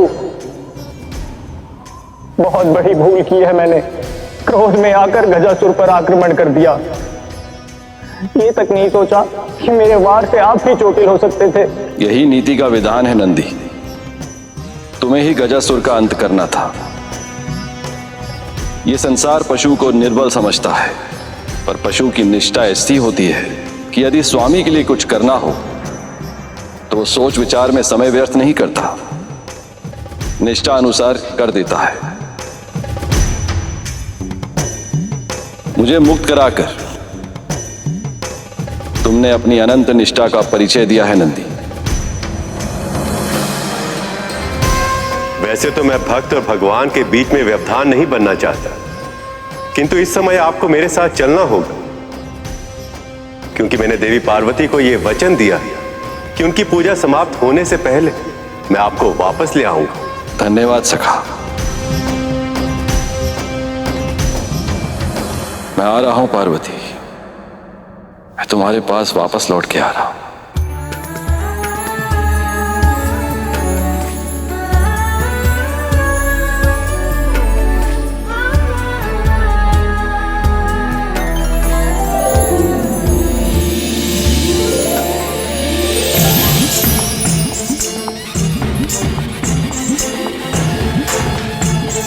जहां एक और कैलाश में बालक गणेश अपनी मां के आदेश का पूर्ण निष्ठा से पालन करने को प्रस्तुत थे। चाहे कुछ भी हो जाए, मेरे रहते अंदर कोई भी प्रवेश नहीं कर सकता। वहीं दूसरी ओर महादेव अपनी अर्धांगिनी अपनी प्रिय देवी पार्वती से एक बड़े विधा के पश्चात मिलन हेतु कैलाश में प्रवेश कर चुके थे। नंदी, प्रभु इतने तीव्र गति से चल रहे हैं, बहुत प्रयास करने पर भी हम उनके पग से पग नहीं मिला पा रहे। इस समय प्रभु के मन में माँ से मिलने की इतनी तीव्र इच्छा है कि उनके पाँव की गति आंधियों के वेग से भी अधिक हो गई है। ऐसे में हमारा पीछे छूटना तो स्वाभाविक है श्रृंगी।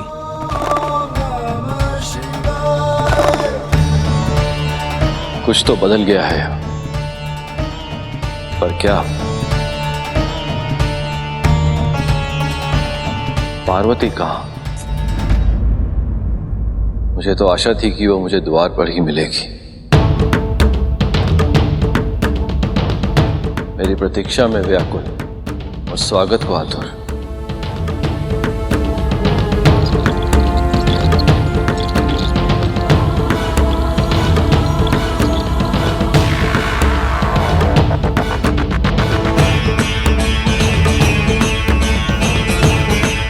ये कौन है जो यहाँ चले आ गए हैं?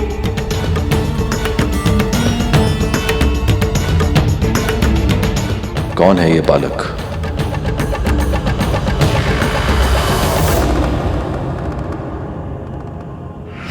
परंतु याद रहे, जब तक मैं बाहर वापस ना आ जाऊं, मेरे स्नान ध्यान में कोई भी व्यवधान ना पहुंच पाए।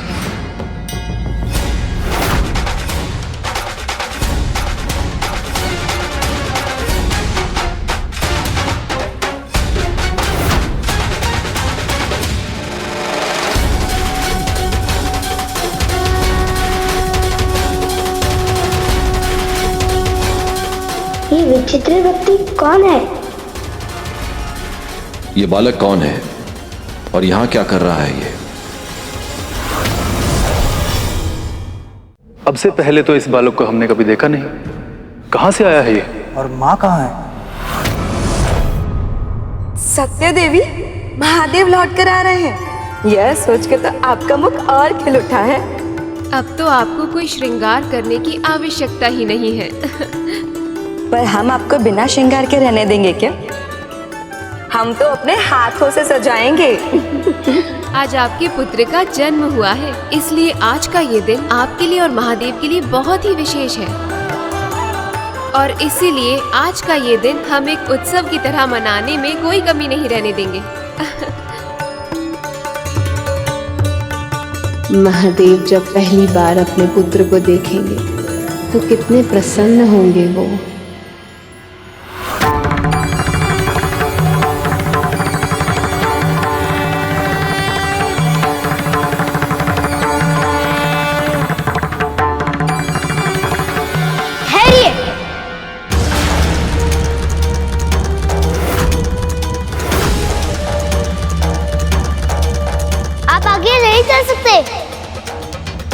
बाकी आगे है कि जब तक वो स्वयं बाहर ना आ जाए तब तक किसी को भीतर जाने की अनुमति ना दूं।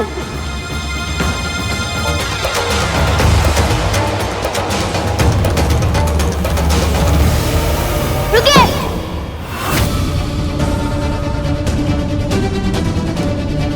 भीतर प्रवेश करना वर्जित है। अपना परिचय तक तो दिया नहीं और आगे बढ़े चल जा रहे हो कौन तुम? महादेव से इतना कटाक्ष प्रश्न, कौन है ये दुस्साहसी बालक? ये बालक प्रभु से इतनी उद्दंडता से कैसे बात कर रहा है?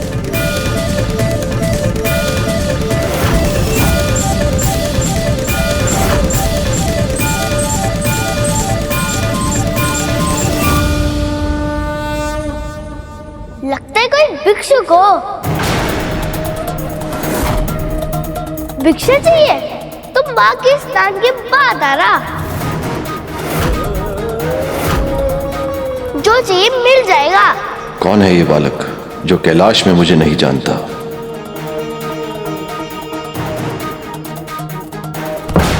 सुना नहीं?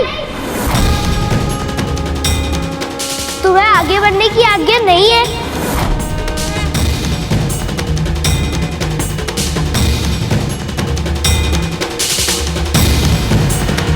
अच्छा, तुम्हें बहुत जोर से भूख लगी है तो पहले क्यों नहीं बताया? मैं तुमको मेरे फल दे सकता हूँ। चाहिए? तुम कौन हो बालक? मैं तुम्हें भीतर जाने से रोक रहा हूँ, फिर भी समझ में नहीं आया? यहाँ का स्वामी हूँ मैं।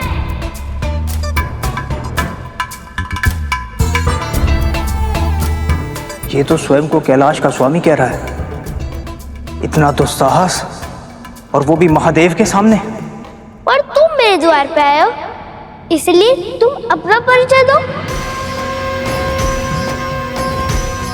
कौन हो तुम?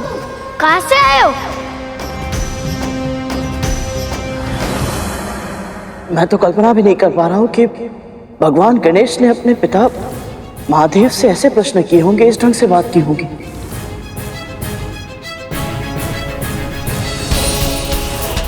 मैंने तो उन्हें केवल अपने माता पिता से ही नहीं बल्कि सभी देवी देवताओं से बड़े ही विनम्र और सम्मान के साथ बात करते हुए देखा है। स्वयं परब्रह्म स्वरूप है वो, फिर भी उन्हें इस बात का तनिक भी अभिमान नहीं। फिर ऐसा इसलिए कर क्योंकि तुम उस समय की बात कर रहे थे जब उन्हें इस बात का आभास नहीं था कि उनके माता पिता कौन और वो स्वयं कौन। हम जिस समय की कथा कर रहे हैं उस समय तक गणेश भगवान गणेश नहीं बने। ना तो उन्हें अपनी वास्तविकता का आभास था और ना ही अपने पिता की पहचान का ज्ञान। वो तो केवल अपनी मां को जानते थे।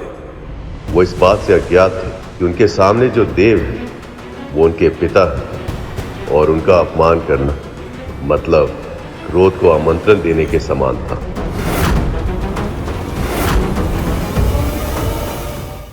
मैं कौन हूं, मैं कहां से आया हूं? वैसे तुम मुझे किसी भी नाम से पुकार सकते हो, सब नाम मेरे ही तो हैं। तो तुम्हारा भी कोई नाम नहीं है, मेरा भी नहीं है। मेरी माँ ने अभी तक नहीं रखा। तुम रहते कहाँ? घर कहाँ है तुम्हारा? ये महादेव का ही घर है बालक। मैं सर्वव्यापी हूं, सृष्टि के कण कण, फिर चाहे वन हो या नगर, फिर चाहे गांव पर्वत हो या शमशान, सभी स्थान मेरे ही घर हैं। ये समझ लो कि ये संसार मेरे घर की धरती है और ये आकाश मेरे घर की छत।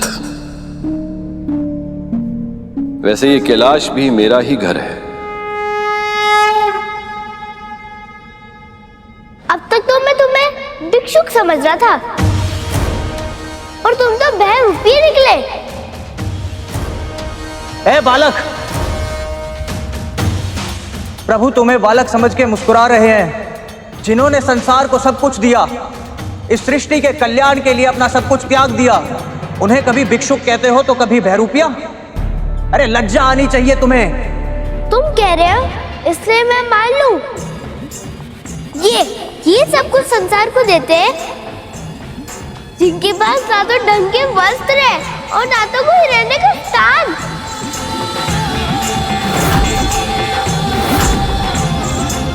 और बातें तो इतनी बहकी बहकी करते हैं कि कह रहे हैं क्या? तो फिर और क्या पुकारूं इन्हें? जाकर जल में अपना प्रतिबिंब देखो, कोई भिक्षुक या बहरूपी रखते हो? कितनी घनी चटाई है तुम्हारी, कभी सोच करके सुलझाते नहीं हो क्या? और विडंबना यह है कि जिस समय वो बालक महादेव से ऐसे प्रश्न कर रहा था, उस समय मां पार्वती अपना श्रृंगार करते हुए भी महादेव के ध्यान में ही रमी थी।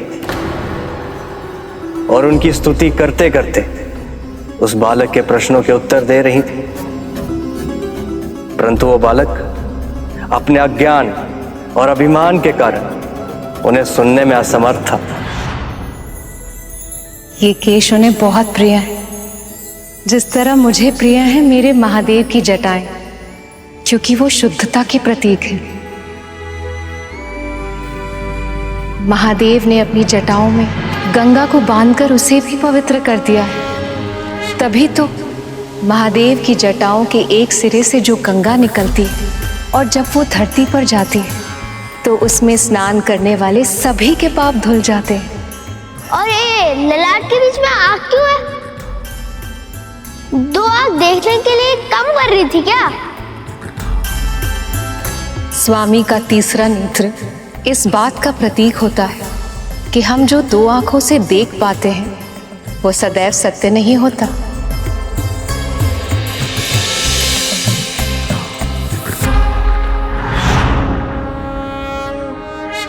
सत्य का ज्ञान केवल अंतरात्मा की आंखों से हो सकता है। मुझे मूर्ख समझते हो क्या? जिसे सत्य का ज्ञान होगा वो क्या गले में सर्प लेके घूमेगा?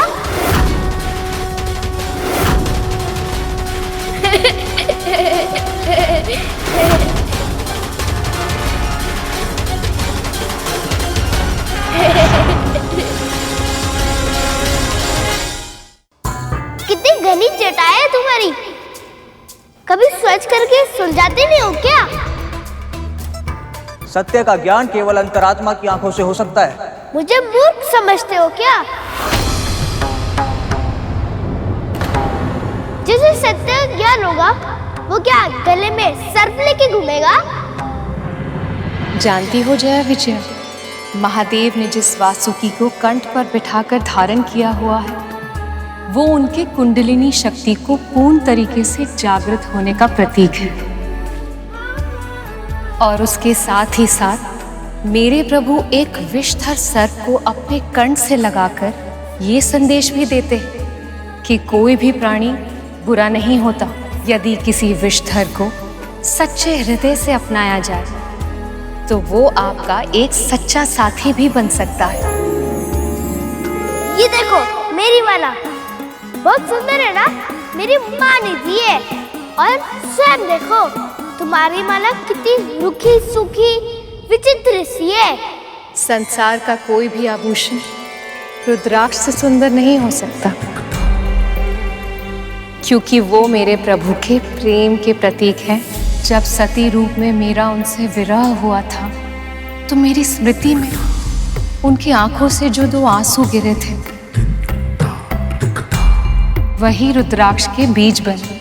और ऐसे आंसू रूपी रुद्राक्ष को अपना आभूषण बनाकर महादेव ने उसे संसार के लिए कल्याणकारी बना दिया। यार श्रम क्यों पहना है? रिक्शा में ढंग के वस्त्र नहीं मिलते क्या? सादा जीवन जीते हुए भी उच्चतम विचारों के सिद्धांत को मेरे महादेव से अधिक और कोई सार्थक नहीं कर सकता। मृत पशु का चर्म किसी योग्य नहीं होता, परंतु महादेव ने उसे भी उपयोगी बना दिया ताकि वस्त्रों के लिए प्रकृति का दोहन ना हो। जानती हो ना, रेशम के धागे के लिए कितने ही कीट अपने प्राण गंवा देते हैं और कपास उगाने के लिए कितने ही वन काट दिए जाते हैं। यही नहीं, महादेव तो वो हैं जिन्होंने अपने शत्रु के चर्म को अपनाकर उन्हें सम्मान दिया, उनका सत्कार किया। इनके मन में कोई द्वंद्व नहीं है, ना कोई मित्र है और ना ही कोई शत्रु। सबके साथ समान व्यवहार करते हैं प्रभु। ऐसे हैं मेरे महादेव। लगता है तुम सब इनके भक्त हो। तुम्हारे अनुसार ये त्रिशूल और डमरू का भी कोई महत्व होगा। महादेव के एक हाथ में त्रिशूल और दूसरे हाथ में डमरू सजता है। इन दोनों से अधिक भला और क्या अच्छा आभूषण हो सकता है उनके लिए, क्योंकि त्रिशूल सृष्टि, स्थिति और संहार का प्रतीक है। वो दर्शाता है कि तमस, रजस और सात्विक इन तीनों गुणों पर महादेव का पूर्ण नियंत्रण है। वही डमरू से ब्रह्मनाद का, ब्रह्माक्षर का, स्वर का, व्यंजन का, इस सारे संसार का जन्म हुआ है।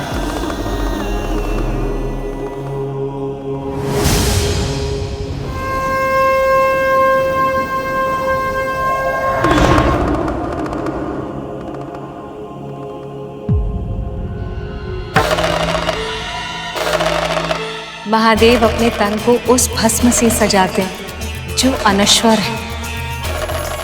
सब कुछ जल जाने के बाद जो बच जाती है वही है भस्म।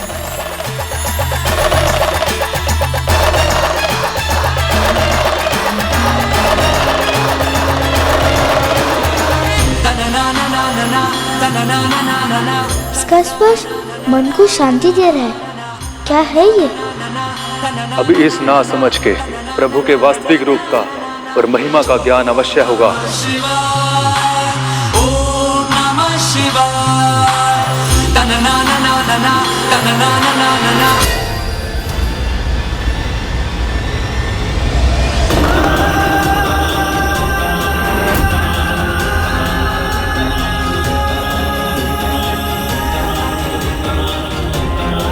कोई गहरा अर्थ नहीं है इस भस्म का। केवल एक ही कारण है, आलस। वैसे इनके ऊपर भी गिर गई होगी और तब से इन्होंने स्नान नहीं किया होगा। इन्हें मेरी माँ से सीखना चाहिए। प्रतिदिन स्नान ध्यान करती है। एक बार उनकी पूजा पूरी हो जाने दीजिए, फिर मिलवा दूंगा उनसे। स्वयं बता देगी कि मैं सही हूँ या नहीं।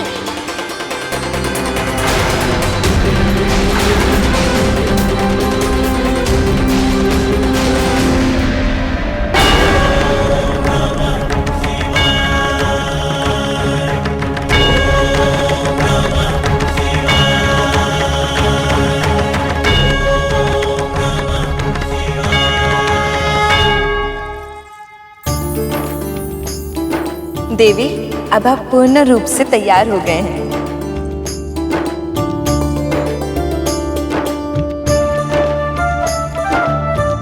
लीजिए, आपकी पूजा की सामग्री भी तैयार है।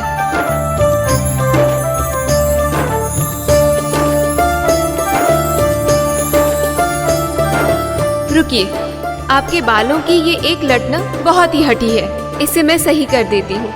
बस बस बस करो जय विजया, महादेव आते ही होंगे।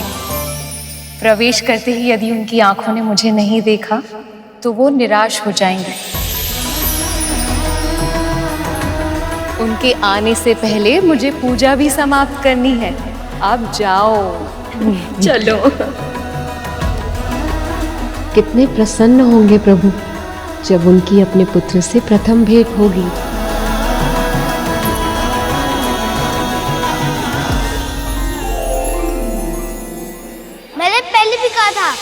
मेरे माँ ने मुझे आदेश दिया है, जब तक वो अपना स्नान, श्रृंगार और अपना पूजा समाप्त नहीं कर लेती, वो स्वयं बाहर नहीं आएंगी। तब तक मैं किसी को भीतर प्रवेश नहीं करने दूंगा। और मेरे लिए उनके आदेश सर्वोपरि है।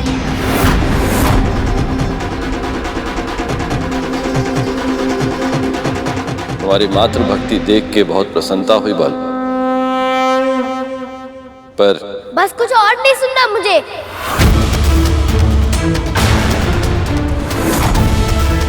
केवल सुनाना है अपना निर्णय कि किसी भी मूल्य पर मैं तुम्हें भीतर नहीं जाने दूंगा। ऐसे कैसे नहीं जाने दोगे? बलपूर्वक जाएंगे हम। इतना साहस! लगता है मेरे इस हाथों के डंडे पर अभी तक तुम्हारी दृष्टि नहीं पड़ी।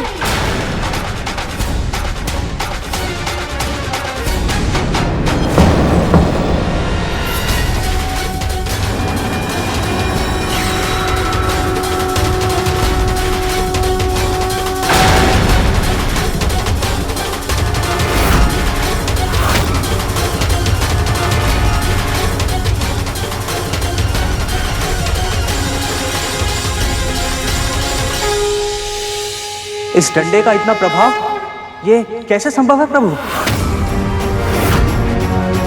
ये कंपन तो मेरे डंडे की है। सब ठीक तो है ना पुत्र?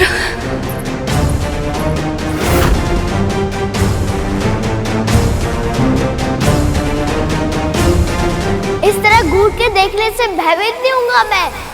मैंने कह दिया ना, माँ का आदेश है, इसलिए मैं किसी को भी उनकी दिनचर्या में बाधा नहीं डालने दूंगा।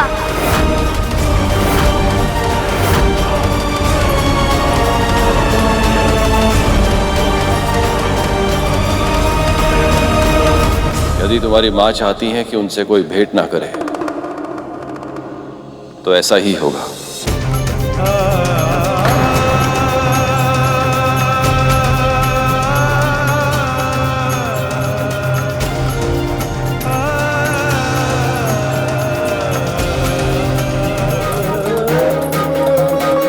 प्रभु,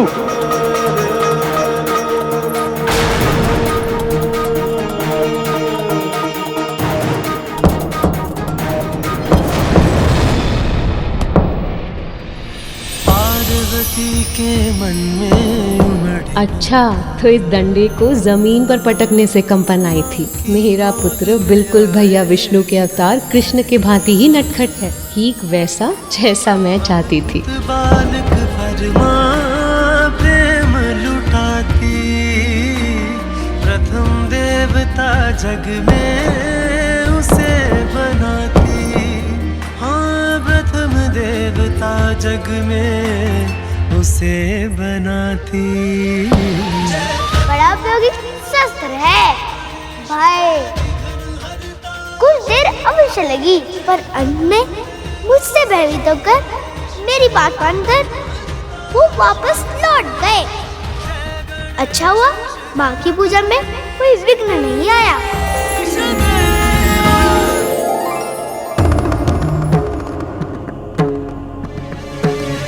प्रभु, इतने लंबे समय से आप माँ से मिलने की प्रतीक्षा कर रहे थे और अब एक बालक के कहने पर उनसे मिले बिना ही वापस लौट रहे हैं। प्रभु, आपको तो उसे दंड देना चाहिए। हाँ प्रभु, हम सबने इतना समझाया, पर हमारी बात माननी तो दूर, उसने सुनी तक नहीं। इतनी कम आयु में उसमें इतना अभिमान है, तो भविष्य में उसका व्यवहार कैसा होगा प्रभु?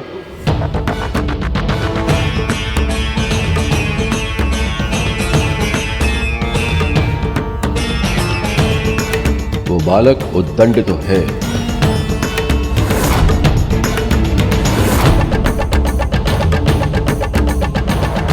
जिस समय नंदी, श्रृंगी और अन्य सभी शिवगण महादेव के रौद्र रूप को जगाने का प्रयास कर रहे थे, वहीं मां पार्वती शिवलिंग पर जल चढ़ाकर महादेव के शांत रूप को पूज रही थी।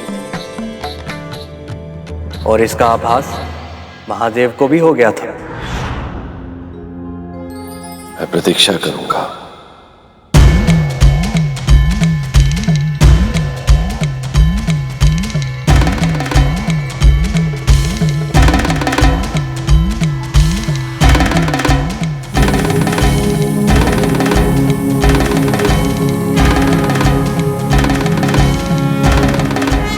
प्रभु तो पुनः ध्यान करने लगे। उस बालक के कारण प्रभु और माता के मिलन में एक बार फिर विलंब हो गया। अब मुझे ही उस उद्दंडी बालक को शीशता का पाठ पढ़ाना होगा, ताकि प्रभु और माता का मिलन शीघ्र ही हो सके। इतना सब कुछ हो जाने के बाद भी महादेव को क्रोध क्यों नहीं आया गुरुदेव? वो स्वयं को शांत कैसे रख पाए? महादेव का रुद्र रूप उनके संपूर्ण व्यक्तित्व का एक अंश भी नहीं है, पर उसकी तीव्रता के कारण सभी अपने मन में महादेव की वही रुद्र छवि बना लेते हैं। जबकि सत्य तो यही है कि वह सच में भोलेनाथ ही हैं। वे कभी अहंकार नहीं करते, किसी की बात का बुरा नहीं मानते, कभी किसी से प्रतिशोध नहीं लेते। ये उनका स्वभाव ही नहीं है गरुड़। और उस समय भी उन्होंने वही किया।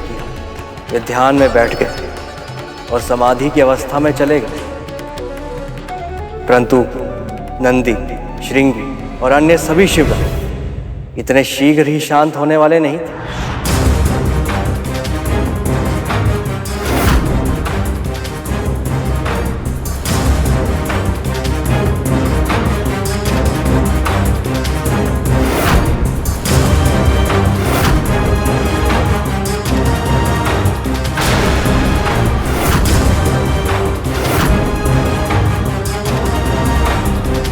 अपने प्रभु को कहाँ छोड़ा है तुम सब? बालक, तुम्हारी उद्दंडता अब सीमाएं तोड़ रही है। यदि अपनी माँ की आज्ञा पालन करना उद्दंडता है, तो ये उद्दंडता मैं अवश्य करूँगा। देखता हूँ क्या बिगाड़ते हो तुम सब मेरा। सावधान बालक, तुम हमारे प्रभु को नहीं जानते। वो शिव हैं, शिव, देवों के देव महादेव। इनका क्रोध बहुत भयंकर होता है। ना तो मैं उनके क्रोध से भयभीत हूँ और ना तो उसकी भयंकरता से। भयभीत होने की आवश्यकता है बालक। जब अहंकार बुद्धि पर हावी हो गया था और वह चालता विवेक पर भी, तब उन्होंने ब्रह्मा जी का शीश काट दिया था। ऐसे है हमारे महादेव।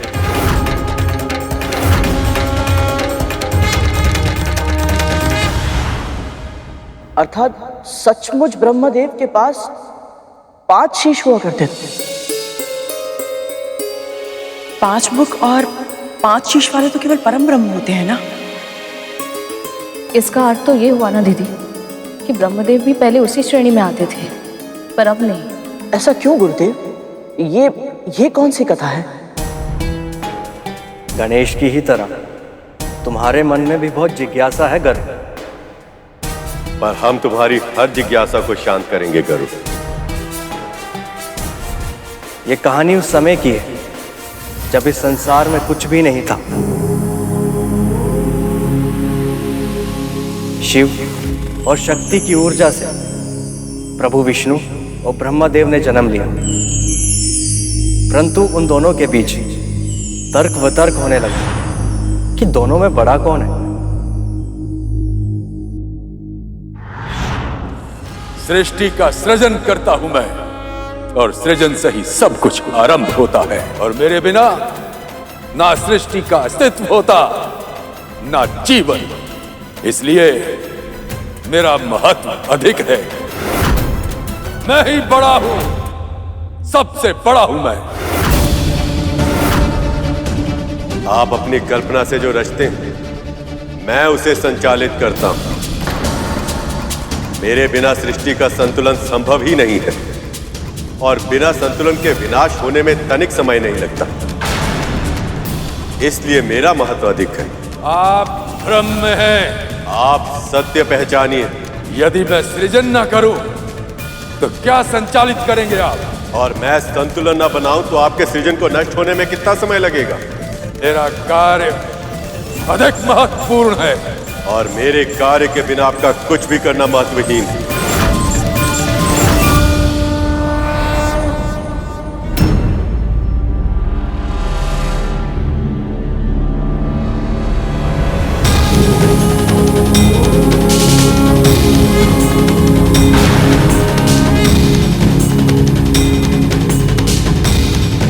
ये स्तंभ क्या है? ये ऐसा लगता है जैसे किसी दिव्य शक्ति का रूप हो। फिर भी ना तो इसका रूप है, ना ही रंग, और ना ही आकार।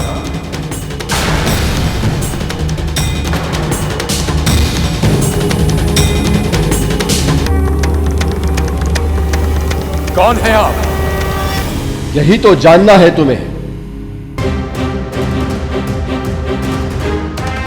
स्वयं को सबसे बड़ा सिद्ध करने का प्रयास कर रहे थे तुम दोनों।